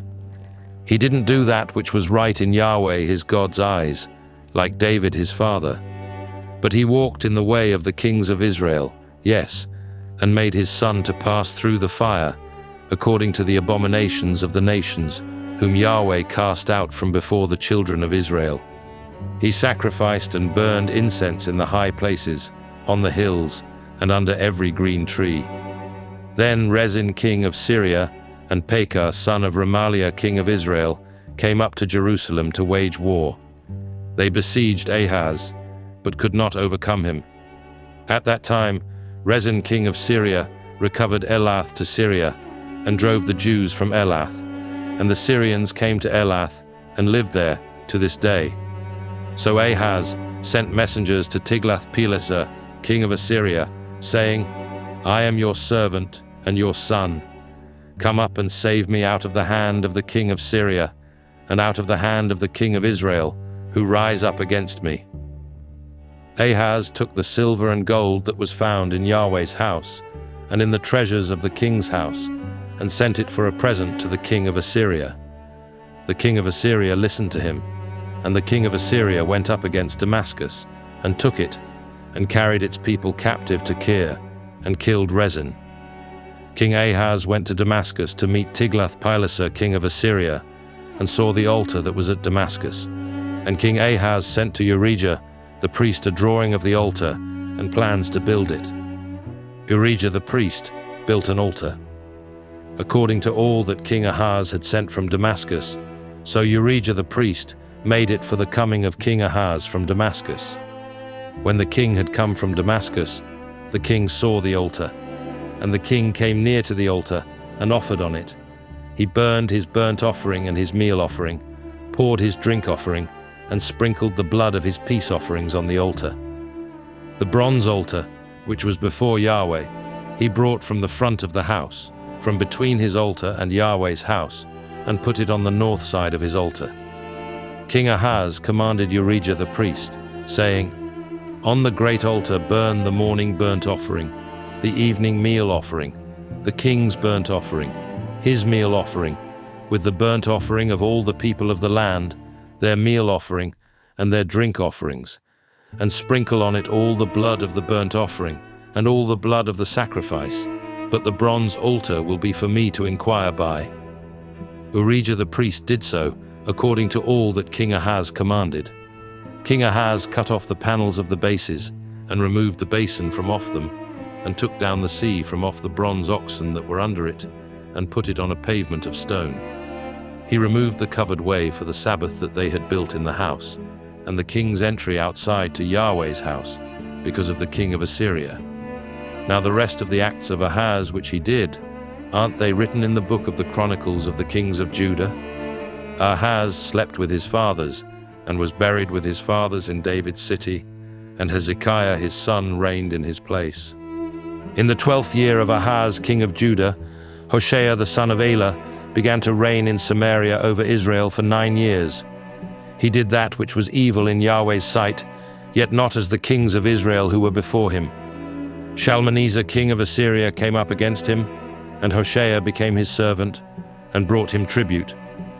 The king of Assyria found conspiracy in Hoshea, for he had sent messengers to So king of Egypt, and offered no tribute to the king of Assyria, as he had done year by year. Therefore the king of Assyria seized him, and bound him in prison. Then the king of Assyria came up throughout all the land, went up to Samaria, and besieged it 3 years. In the 9th year of Hoshea, the king of Assyria took Samaria, and carried Israel away to Assyria, and placed them in Hala, and on the harbor, the river of Gozan, and in the cities of the Medes.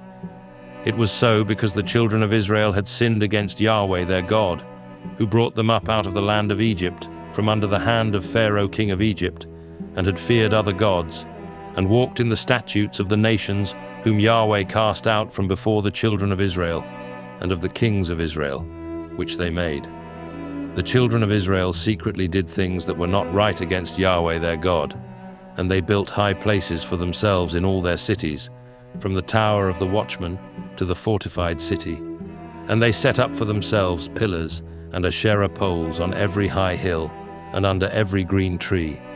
And there they burned incense in all the high places, as the nations whom Yahweh carried away before them did. And they did wicked things to provoke Yahweh to anger, and they served idols, of which Yahweh had said to them, You shall not do this thing. Yet Yahweh testified to Israel and to Judah by every prophet and every seer, saying, Turn from your evil ways, and keep my commandments and my statutes, according to all the law which I commanded your fathers, and which I sent to you by my servants the prophets. Notwithstanding, they would not listen, but hardened their neck, like the neck of their fathers, who didn't believe in Yahweh their God. They rejected his statutes, and his covenant that he made with their fathers, and his testimonies which he testified to them. And they followed vanity, and became vain, and followed the nations that were around them, concerning whom Yahweh had commanded them that they should not do like them. They abandoned all the commandments of Yahweh their God, and made molten images for themselves, even 2 calves, and made an Asherah, and worshipped all the army of the sky, and served Baal. They caused their sons and their daughters to pass through the fire, used divination and enchantments, and sold themselves to do that which was evil in Yahweh's sight, to provoke him to anger. Therefore Yahweh was very angry with Israel, and removed them out of his sight. There was none left but the tribe of Judah only. Also, Judah didn't keep the commandments of Yahweh their God, but walked in the statutes of Israel which they made. Yahweh rejected all the offspring of Israel, afflicted them, and delivered them into the hands of raiders, until he had cast them out of his sight. For he tore Israel from David's house, and they made Jeroboam the son of Nebat king. And Jeroboam drove Israel from following Yahweh, and made them sin a great sin. The children of Israel walked in all the sins of Jeroboam which he did. They didn't depart from them until Yahweh removed Israel out of his sight, as he said by all his servants the prophets. So Israel was carried away out of their own land to Assyria to this day. The king of Assyria brought men from Babylon, from Cutha, from Ava, and from Hamath and Sepharvaim, and placed them in the cities of Samaria instead of the children of Israel. And they possessed Samaria, and lived in its cities. So it was, at the beginning of their dwelling there, that they didn't fear Yahweh. Therefore Yahweh sent lions among them, which killed some of them. Therefore they spoke to the king of Assyria, saying, The nations which you have carried away and placed in the cities of Samaria don't know the law of the God of the land. Therefore he has sent lions among them, and behold, they kill them, because they don't know the law of the God of the land. Then the king of Assyria commanded, saying, Carry there one of the priests whom you brought from there, and let them go and dwell there, and let him teach them the law of the God of the land. So one of the priests, whom they had carried away from Samaria, came and lived in Bethel, and taught them how they should fear Yahweh. However, every nation made gods of their own, and put them in the houses of the high places which the Samaritans had made, every nation in their cities in which they lived. The men of Babylon made Succoth-Benoth, and the men of Cuth made Nergal, and the men of Hamath made Ashima, and the Avites made Nibaz and Tartak, and the Sepharvites burned their children in the fire to Adramelech and Anamelech, the gods of Sepharvaim. So they feared Yahweh, and also made from among themselves priests of the high places for themselves, who sacrificed for them in the houses of the high places. They feared Yahweh, and also served their own gods, after the ways of the nations from among whom they had been carried away. To this day, they do what they did before.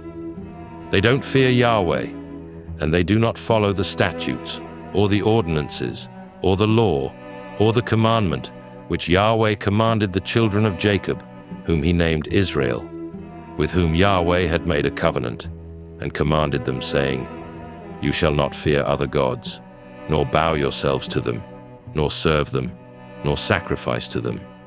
But you shall fear Yahweh, who brought you up out of the land of Egypt with great power, and with an outstretched arm, and you shall bow yourselves to him, and you shall sacrifice to him.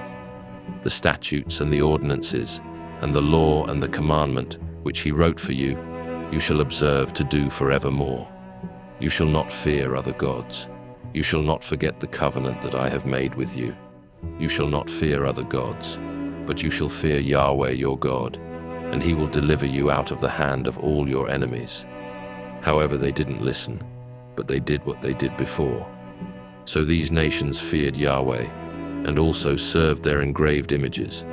Their children did likewise, and so did their children's children. They do as their fathers did to this day. Now in the 3rd year of Hoshea son of Elah, king of Israel, Hezekiah the son of Ahaz, king of Judah, began to reign. He was 25 years old when he began to reign, and he reigned 29 years in Jerusalem. His mother's name was Abi, the daughter of Zechariah. He did that which was right in Yahweh's eyes, according to all that David his father had done. He removed the high places, and broke the pillars, and cut down the Asherah. He also broke in pieces the bronze serpent that Moses had made, because in those days the children of Israel burned incense to it, and he called it Nehushtan. He trusted in Yahweh, the God of Israel, so that after him was no one like him among all the kings of Judah, nor among them that were before him. For he joined with Yahweh. He didn't depart from following him, but kept his commandments, which Yahweh commanded Moses. Yahweh was with him. Wherever he went, he prospered. He rebelled against the king of Assyria and didn't serve him. He struck the Philistines to Gaza and its borders, from the tower of the watchman to the fortified city. In the 4th year of King Hezekiah, which was the 7th year of Hoshea son of Elah, king of Israel, Shalmaneser, king of Assyria, came up against Samaria and besieged it. At the end of 3 years, they took it. In the 6th year of Hezekiah, which was the 9th year of Hoshea, king of Israel, Samaria was taken. The king of Assyria carried Israel away to Assyria and put them in Hala and on the harbor, the river of Gozan, and in the cities of the Medes, because they didn't obey Yahweh their God's voice, but transgressed his covenant, even all that Moses the servant of Yahweh commanded, and would not hear it or do it. Now in the 14th year of King Hezekiah, Sennacherib king of Assyria came up against all the fortified cities of Judah and took them. Hezekiah king of Judah sent to the king of Assyria to Lachish, saying, I have offended you, return from me. That which you put on me, I will bear. The king of Assyria appointed to Hezekiah king of Judah 300 talents of silver and 30 talents of gold. Hezekiah gave him all the silver that was found in Yahweh's house and in the treasures of the king's house. At that time, Hezekiah cut off the gold from the doors of Yahweh's temple and from the pillars which Hezekiah king of Judah had overlaid, and gave it to the king of Assyria. The king of Assyria sent Tartan and Rabsaris and Rabshakeh from Lachish to King Hezekiah with a great army to Jerusalem. They went up and came to Jerusalem. When they had come up, they came and stood by the conduit of the upper pool, which is in the highway of the fuller's field. When they had called to the king, Eliakim the son of Hilkiah, who was over the household, and Shebna the scribe, and Joah the son of Asaph the recorder came out to them. Rabshakeh said to them, Say now to Hezekiah, the great king, the king of Assyria, says, What confidence is this in which you trust? You say, but they are but vain words. There is counsel and strength for war. Now on whom do you trust, that you have rebelled against me? Now behold, you trust in the staff of this bruised reed, even in Egypt. If a man leans on it, it will go into his hand and pierce it. So is Pharaoh king of Egypt to all who trust on him. But if you tell me, we trust in Yahweh our God, isn't that he whose high places and whose altars Hezekiah has taken away, and has said to Judah and to Jerusalem, You shall worship before this altar in Jerusalem? Now therefore, please give pledges to my master the king of Assyria, and I will give you 2,000 horses, if you are able on your part to set riders on them. How then can you turn away the face of one captain of the least of my master's servants, and put your trust on Egypt for chariots and for horsemen? Have I now come up without Yahweh against this place to destroy it? Yahweh said to me, Go up against this land and destroy it. Then Eliakim the son of Hilkiah, Shebna, and Joah said to Rabshakeh, Please speak to your servants in the Syrian language, for we understand it. Don't speak with us in the Jews' language, in the hearing of the people who are on the wall. But Rabshakeh said to them, Has my master sent me to your master and to you to speak these words? Hasn't he sent me to the men who sit on the wall, to eat their own dung and to drink their own urine with you?" Then Rabshakeh stood and cried with a loud voice in the Jews' language, and spoke, saying, "Hear the word of the great king, the king of Assyria. The king says, 'Don't let Hezekiah deceive you, for he will not be able to deliver you out of his hand.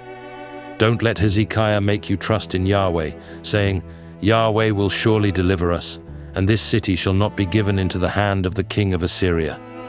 Don't listen to Hezekiah. For the king of Assyria says, 'Make your peace with me, and come out to me, and every one of you eat from his own vine, and every one from his own fig tree, and every one drink water from his own cistern, until I come and take you away to a land like your own land, a land of grain and new wine, a land of bread and vineyards, a land of olive trees and of honey, that you may live and not die.' Don't listen to Hezekiah when he persuades you, saying, 'Yahweh will deliver us.' Has any of the gods of the nations ever delivered his land out of the hand of the king of Assyria? Where are the gods of Hamath and of Arpad? Where are the gods of Sepharvaim, of Hena and Eva? Have they delivered Samaria out of my hand? Who are they among all the gods of the countries that have delivered their country out of my hand, that Yahweh should deliver Jerusalem out of my hand?" But the people stayed quiet and answered him not a word, for the king's commandment was, "Don't answer him."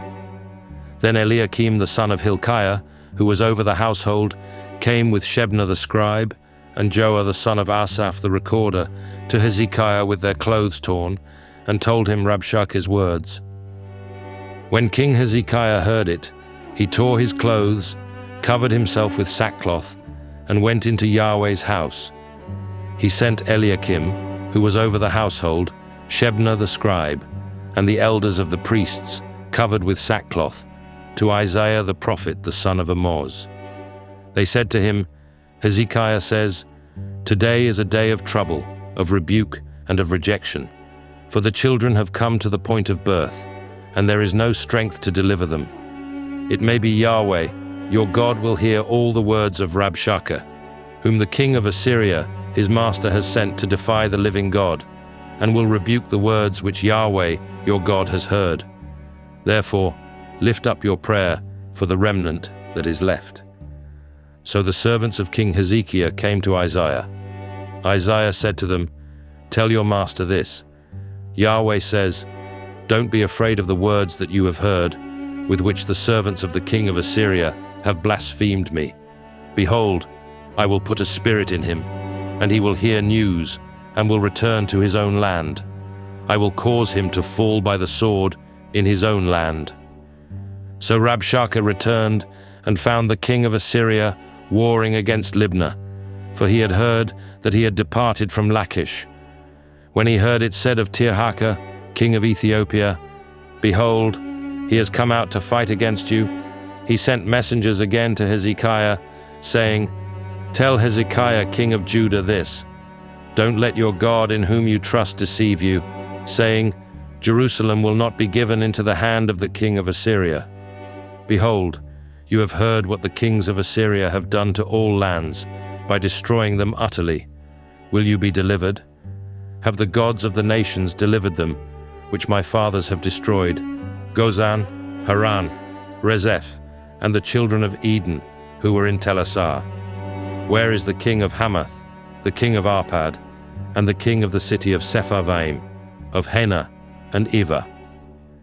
Hezekiah received the letter from the hand of the messengers and read it. Then Hezekiah went up to Yahweh's house and spread it before Yahweh. Hezekiah prayed before Yahweh and said, "Yahweh, the God of Israel, who are enthroned above the cherubim, you are the God, even you alone, of all the kingdoms of the earth. You have made heaven and earth. Incline your ear, Yahweh, and hear. Open your eyes, Yahweh, and see. Hear the words of Sennacherib, which he has sent to defy the living God.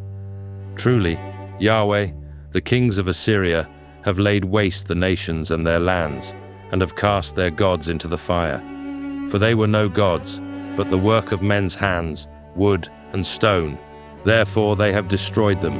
Now therefore, Yahweh our God, save us, I beg you, out of his hand, that all the kingdoms of the earth may know that you, Yahweh, are God alone."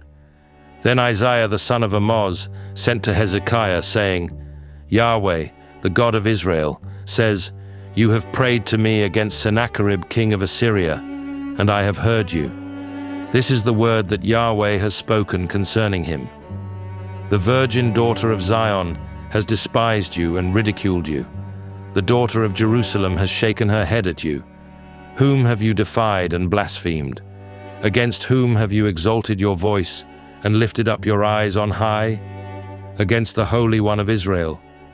By your messengers you have defied the Lord and have said, With the multitude of my chariots I have come up to the height of the mountains, to the innermost parts of Lebanon, and I will cut down its tall cedars and its choice cypress trees, and I will enter into his farthest lodging place, the forest of his fruitful field.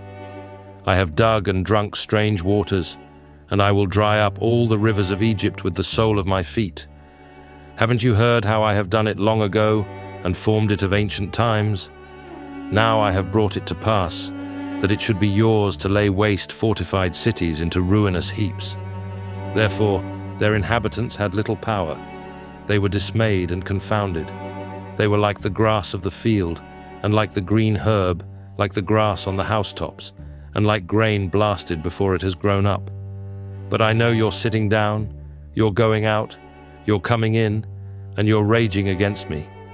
Because of your raging against me, and because your arrogance has come up into my ears, therefore I will put my hook in your nose, and my bridle in your lips, and I will turn you back by the way by which you came. This will be the sign to you. This year you will eat that which grows of itself, and in the second year that which springs from that, and in the third year sow, and reap, and plant vineyards, and eat its fruit. The remnant that has escaped of the house of Judah will again take root downward, and bear fruit upward. For out of Jerusalem a remnant will go out, and out of Mount Zion those who shall escape. Yahweh's zeal will perform this. Therefore Yahweh says concerning the king of Assyria, He will not come to this city, nor shoot an arrow there. He will not come before it with shield, nor cast up a mound against it.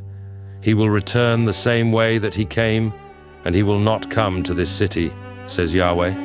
For I will defend this city to save it, for my own sake, and for my servant David's sake. That night Yahweh's angel went out, and struck 185,000 in the camp of the Assyrians. When men arose early in the morning, behold, these were all dead bodies. So Sennacherib king of Assyria departed, and went and returned, and lived at Nineveh. As he was worshipping in the house of Nisroch, his god, Adramelech and Sharezer struck him with the sword, and they escaped into the land of Ararat. Esarhaddon his son reigned in his place. In those days Hezekiah was sick and dying. Isaiah the prophet, the son of Amoz, came to him and said to him, Yahweh says, Set your house in order, for you will die and not live. Then he turned his face to the wall and prayed to Yahweh, saying, Remember now, Yahweh, I beg you, how I have walked before you in truth and with a perfect heart, and have done that which is good in your sight. And Hezekiah wept bitterly. Before Isaiah had gone out into the middle part of the city, Yahweh's word came to him, saying, Turn back and tell Hezekiah, the prince of my people, Yahweh, the God of David your father, says, I have heard your prayer, I have seen your tears. Behold, I will heal you. On the third day you will go up to Yahweh's house. I will add to your days 15 years. I will deliver you and this city out of the hand of the king of Assyria. I will defend this city for my own sake and for my servant David's sake. Isaiah said, Take a cake of figs. They took and laid it on the boil, and he recovered. Hezekiah said to Isaiah, What will be the sign that Yahweh will heal me, and that I will go up to Yahweh's house the third day? Isaiah said, This will be the sign to you from Yahweh, that Yahweh will do the thing that he has spoken. Should the shadow go forward 10 steps or go back 10 steps? Hezekiah answered, It is a light thing for the shadow to go forward 10 steps. No, but let the shadow return backward 10 steps. Isaiah the prophet cried to Yahweh, and he brought the shadow 10 steps backward, by which it had gone down on the sundial of Ahaz. At that time, Berodach-Baladan, the son of Baladan, king of Babylon, sent letters and a present to Hezekiah, for he had heard that Hezekiah had been sick. Hezekiah listened to them and showed them all the storehouse of his precious things, the silver, the gold, the spices, and the precious oil, and the house of his armor, and all that was found in his treasures. There was nothing in his house, or in all his dominion, that Hezekiah didn't show them. Then Isaiah the prophet came to King Hezekiah and said to him, What did these men say? From where did they come to you? Hezekiah said, They have come from a far country, even from Babylon. He said, What have they seen in your house? Hezekiah answered, They have seen all that is in my house. There is nothing among my treasures that I have not shown them. Isaiah said to Hezekiah, Hear Yahweh's word. Behold, the days come that all that is in your house, and that which your fathers have laid up in store to this day, will be carried to Babylon. Nothing will be left, says Yahweh. They will take away some of your sons who will issue from you, whom you will father, and they will be eunuchs in the palace of the king of Babylon. Then Hezekiah said to Isaiah, Yahweh's word, which you have spoken, is good. He said moreover, Isn't it so, if peace and truth will be in my days? Now the rest of the acts of Hezekiah, and all his might, and how he made the pool and the conduit, and brought water into the city, aren't they written in the book of the Chronicles of the kings of Judah? Hezekiah slept with his fathers, and Manasseh his son reigned in his place. Manasseh was 12 years old when he began to reign, and he reigned 55 years in Jerusalem. His mother's name was Hephzibah. He did that which was evil in Yahweh's sight, after the abominations of the nations whom Yahweh cast out before the children of Israel. For he built again the high places which Hezekiah his father had destroyed, and he raised up altars for Baal, and made an Asherah, as Ahab king of Israel did, and worshipped all the army of the sky, and served them. He built altars in Yahweh's house, of which Yahweh said, I will put my name in Jerusalem. He built altars for all the army of the sky in the 2 courts of Yahweh's house. He made his son to pass through the fire, practiced sorcery, used enchantments, and dealt with those who had familiar spirits, and with wizards. He did much evil in Yahweh's sight, to provoke him to anger. He set the engraved image of Asherah that he had made in the house of which Yahweh said to David and to Solomon his son, In this house and in Jerusalem, which I have chosen out of all the tribes of Israel, I will put my name forever. I will not cause the feet of Israel to wander any more out of the land which I gave their fathers, if only they will observe to do according to all that I have commanded them, and according to all the law that my servant Moses commanded them. But they didn't listen, and Manasseh seduced them to do that, which is evil more than the nations did, whom Yahweh destroyed before the children of Israel. Yahweh spoke by his servants the prophets, saying, Because Manasseh king of Judah has done these abominations, and has done wickedly above all that the Amorites did, who were before him, and has also made Judah to sin with his idols. Therefore Yahweh the God of Israel says, Behold, I bring such evil on Jerusalem and Judah, that whoever hears of it, both his ears will tingle. I will stretch over Jerusalem the line of Samaria, and the plummet of Ahab's house, and I will wipe Jerusalem as a man wipes a dish, wiping it and turning it upside down. I will cast off the remnant of my inheritance, and deliver them into the hands of their enemies. They will become a prey and a plunder to all their enemies, because they have done that which is evil in my sight, and have provoked me to anger, since the day their fathers came out of Egypt, even to this day.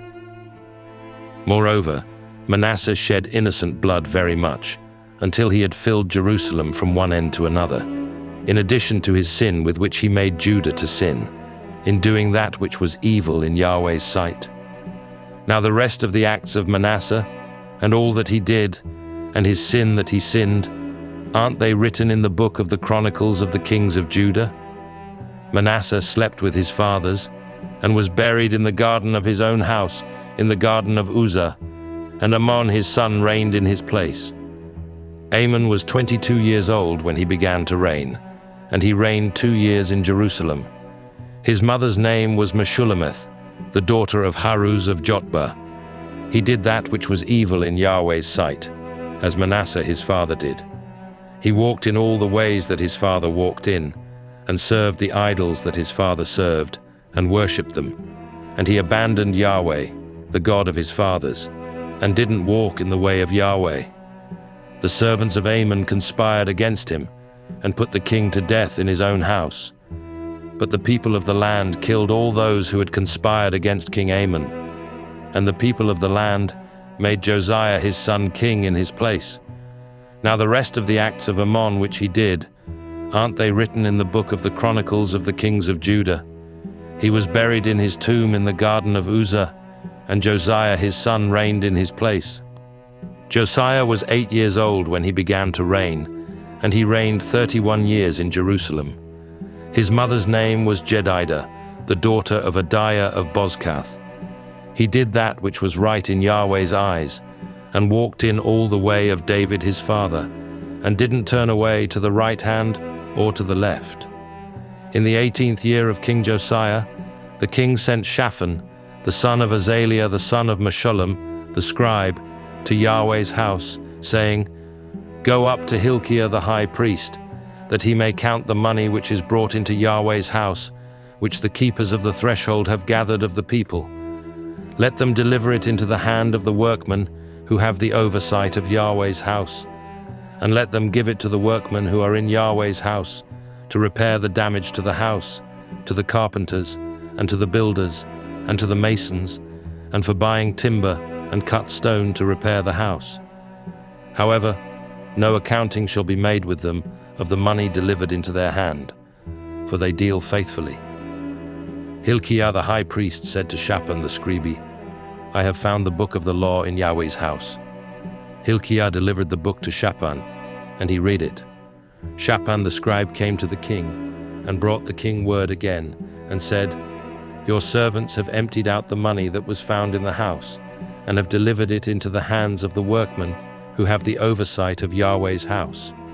Shaphan the scribe told the king, saying, "Hilkiah the priest has delivered a book to me." Then Shaphan read it before the king. When the king had heard the words of the book of the law, he tore his clothes. The king commanded Hilkiah the priest, Ahikam the son of Shaphan, Achbor the son of Micaiah, Shaphan the scribe, and Asaiah the king's servant, saying, "Go inquire of Yahweh for me, and for the people, and for all Judah, concerning the words of this book that is found. For great is Yahweh's wrath that is kindled against us, because our fathers have not listened to the words of this book, to do according to all that which is written concerning us." So Hilkiah the priest, Ahikam, Achbor, Shaphan, and Asaiah went to Huldah, the prophetess, the wife of Shallum, the son of Tikvah, the son of Harhas, keeper of the wardrobe. Now she lived in Jerusalem in the 2nd quarter, and they talked with her. She said to them, "Yahweh, the God of Israel, says, tell the man who sent you to me. Yahweh says, Behold, I will bring evil on this place and on its inhabitants, even all the words of the book which the king of Judah has read, because they have forsaken me and have burned incense to other gods, that they might provoke me to anger with all the work of their hands. Therefore my wrath shall be kindled against this place, and it will not be quenched. But to the king of Judah, who sent you to inquire of Yahweh, tell him, Yahweh, the God of Israel, says, concerning the words which you have heard, because your heart was tender, and you humbled yourself before Yahweh, when you heard what I spoke against this place and against its inhabitants, that they should become a desolation and a curse, and have torn your clothes, and wept before me. I also have heard you, says Yahweh. Therefore, behold, I will gather you to your fathers, and you will be gathered to your grave in peace. Your eyes will not see all the evil which I will bring on this place. So they brought this message back to the king. The king sent, and they gathered to him all the elders of Judah and of Jerusalem. The king went up to Yahweh's house, and all the men of Judah and all the inhabitants of Jerusalem with him, with the priests, the prophets, and all the people, both small and great. And he read in their hearing all the words of the book of the covenant, which was found in Yahweh's house. The king stood by the pillar and made a covenant before Yahweh, to walk after Yahweh, and to keep his commandments, his testimonies, and his statutes, with all his heart and all his soul, to confirm the words of this covenant that were written in this book. And all the people agreed to the covenant. The king commanded Hilkiah the high priest, and the priests of the second order, and the keepers of the threshold, to bring out of Yahweh's temple all the vessels that were made for Baal, for the Asherah, and for all the army of the sky. And he burned them outside of Jerusalem, in the fields of the Kidron, and carried their ashes to Bethel. He got rid of the idolatrous priests, whom the kings of Judah had ordained to burn incense in the high places in the cities of Judah, and in the places around Jerusalem, those also who burned incense to Baal, to the sun, and to the moon, and to the planets, and to all the army of the sky. He brought out the Asherah from Yahweh's house, outside of Jerusalem, to the brook Kidron, and burned it at the brook Kidron, and beat it to dust, and cast its dust on the graves of the common people. He broke down the houses of the male shrine prostitutes that were in Yahweh's house, where the women wove hangings for the Asherah. He brought all the priests out of the cities of Judah, and defiled the high places where the priests had burned incense, from Geba to Beersheba. And he broke down the high places of the gates that were at the entrance of the gate of Joshua the governor of the city, which were on a man's left hand at the gate of the city. Nevertheless, the priests of the high places didn't come up to Yahweh's altar in Jerusalem, but they ate unleavened bread among their brothers. He defiled Topheth, which is in the valley of the children of Hinnom, that no man might make his son or his daughter to pass through the fire to Molech. He took away the horses that the kings of Judah had given to the sun at the entrance of Yahweh's house, by the room of Nathan Melech the officer, who was in the court, and he burned the chariots of the sun with fire. The king broke down the altars that were on the roof of the upper room of Ahaz, which the kings of Judah had made, and the altars which Manasseh had made in the two courts of Yahweh's house, and beat them down from there, and cast their dust into the brook Kidron. The king defiled the high places that were before Jerusalem, which were on the right hand of the mountain of corruption, which Solomon the king of Israel had built for Ashtoreth, the abomination of the Sidonians, and for Chemosh, the abomination of Moab, and for Milcom, the abomination of the children of Ammon. He broke in pieces the pillars, cut down the Asherah poles, and filled their places with men's bones. Moreover, the altar that was at Bethel, and the high place which Jeroboam the son of Nebat, who made Israel to sin, had made, even that altar and the high place he broke down, and he burned the high place, and beat it to dust, and burned the Asherah. As Josiah turned himself, he spied the tombs that were there in the mountain, and he sent and took the bones out of the tombs, and burned them on the altar, and defiled it, according to Yahweh's word, which the man of God proclaimed, who proclaimed these things. Then he said, "What monument is that which I see?" The men of the city told him, "It is the tomb of the man of God, who came from Judah, and proclaimed these things that you have done against the altar of Bethel." He said, "Let him be. Let no one move his bones." So they let his bones alone, with the bones of the prophet who came out of Samaria. All the houses also of the high places that were in the cities of Samaria, which the kings of Israel had made to provoke Yahweh to anger, Josiah took away, and did to them according to all the acts that he had done in Bethel.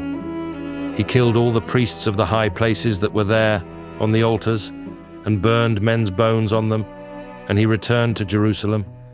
The king commanded all the people, saying, "Keep the Passover to Yahweh your God, as it is written in this book of the covenant." Surely there was not kept such a Passover from the days of the judges who judged Israel, nor in all the days of the kings of Israel, nor of the kings of Judah.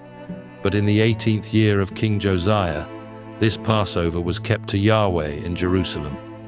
Moreover, Josiah removed those who had familiar spirits, the wizards and the teraphim, and the idols, and all the abominations that were seen in the land of Judah and in Jerusalem, that he might confirm the words of the law which were written in the book that Hilkiah the priest found in Yahweh's house.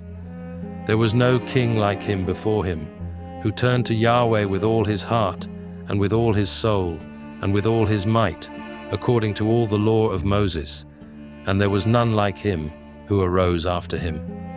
Notwithstanding, Yahweh didn't turn from the fierceness of his great wrath, with which his anger burned against Judah, because of all the provocation with which Manasseh had provoked him.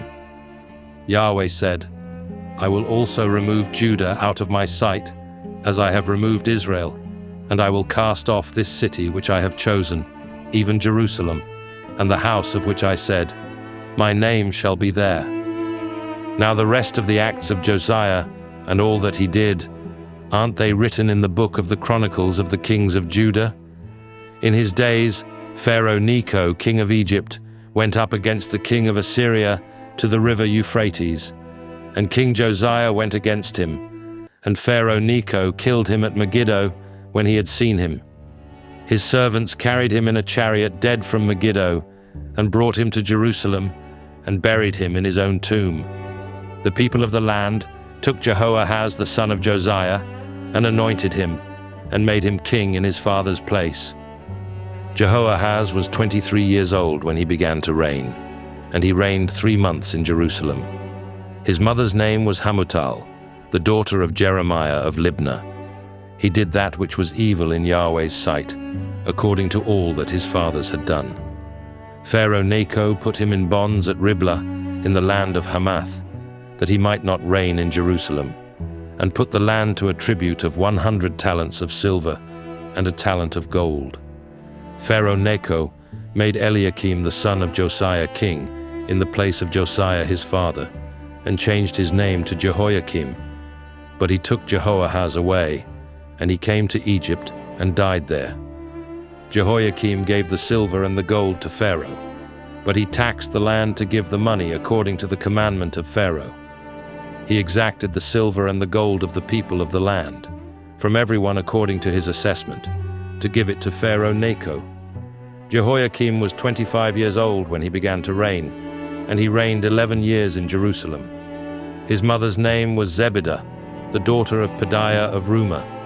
He did that which was evil in Yahweh's sight, according to all that his fathers had done.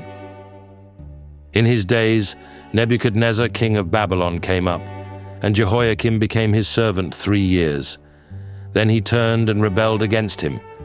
Yahweh sent against him bands of the Chaldeans, and bands of the Syrians, and bands of the Moabites, and bands of the children of Ammon, and sent them against Judah to destroy it, according to Yahweh's word, which he spoke by his servants the prophets.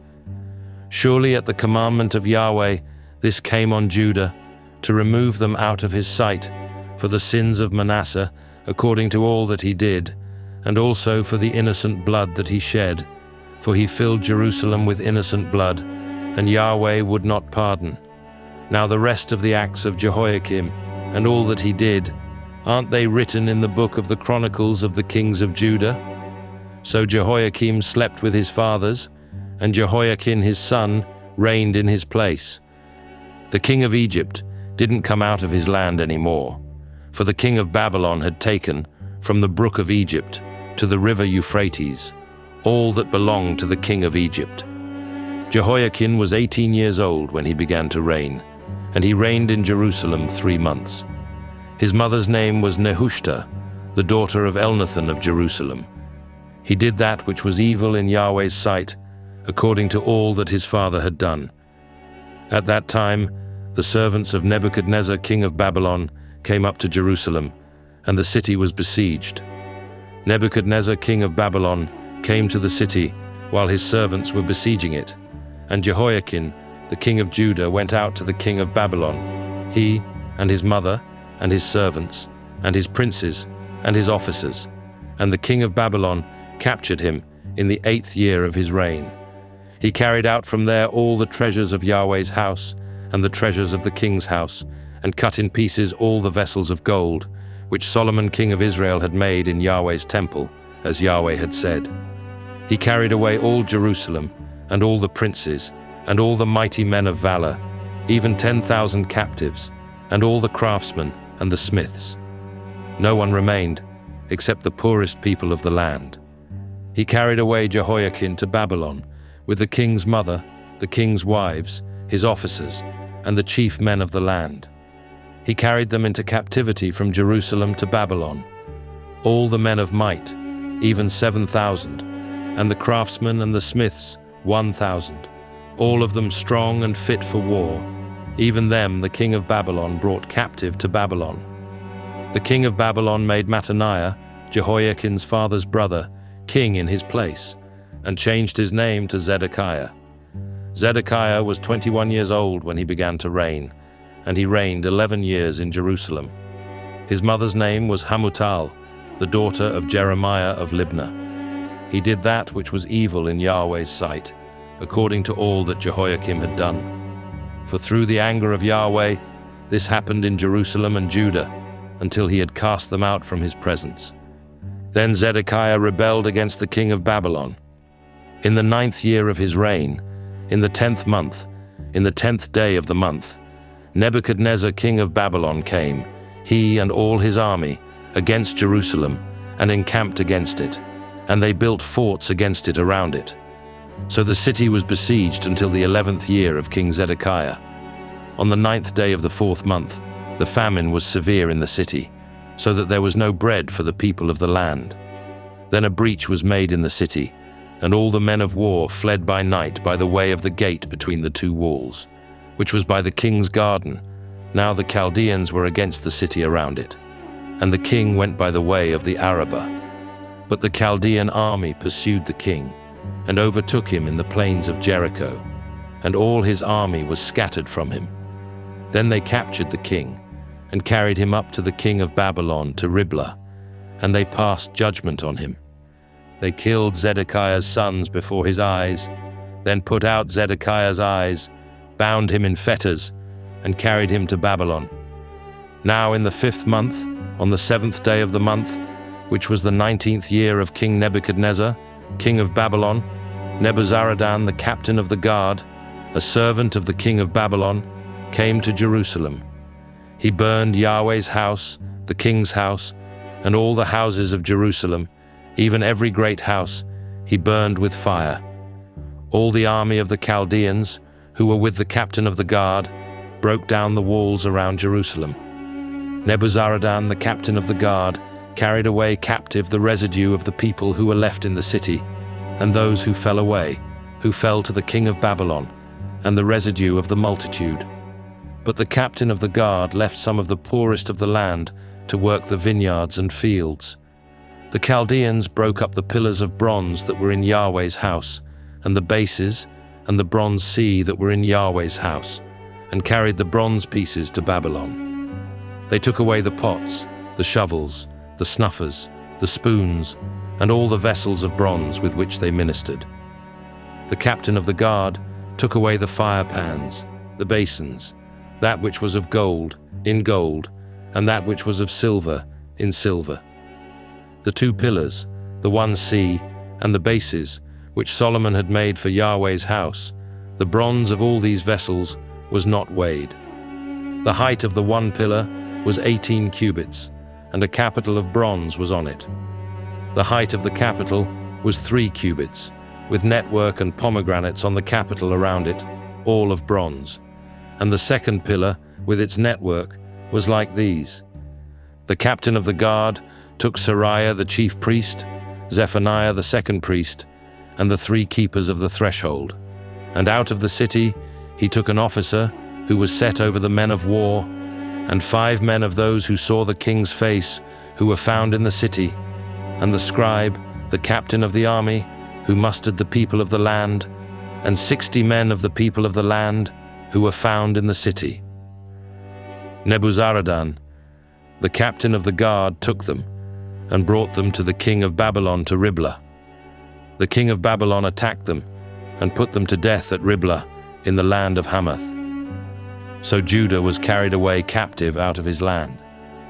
As for the people who were left in the land of Judah, whom Nebuchadnezzar king of Babylon had left, even over them he made Gedaliah the son of Ahikam, the son of Shaphan, governor.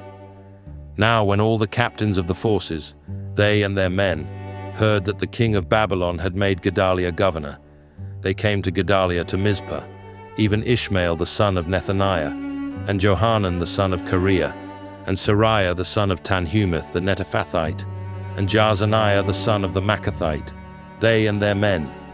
Gedaliah swore to them and to their men, and said to them, "Don't be afraid because of the servants of the Chaldeans. Dwell in the land, and serve the king of Babylon, and it will be well with you."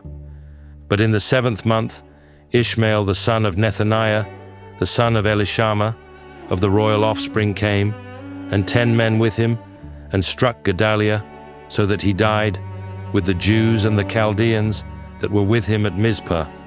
All the people, both small and great, and the captains of the forces, arose and came to Egypt, for they were afraid of the Chaldeans. In the 37th year of the captivity of Jehoiakim king of Judah, in the 12th month, on the 27th day of the month, Evil-Merodach king of Babylon, in the year that he began to reign, lifted up the head of Jehoiakim king of Judah out of prison, and he spoke kindly to him, and set his throne above the throne of the kings who were with him in Babylon, and changed his prison garments. Jehoiakim ate bread before him continually all the days of his life, and for his allowance there was a continual allowance given him from the king, every day a portion, all the days of his life.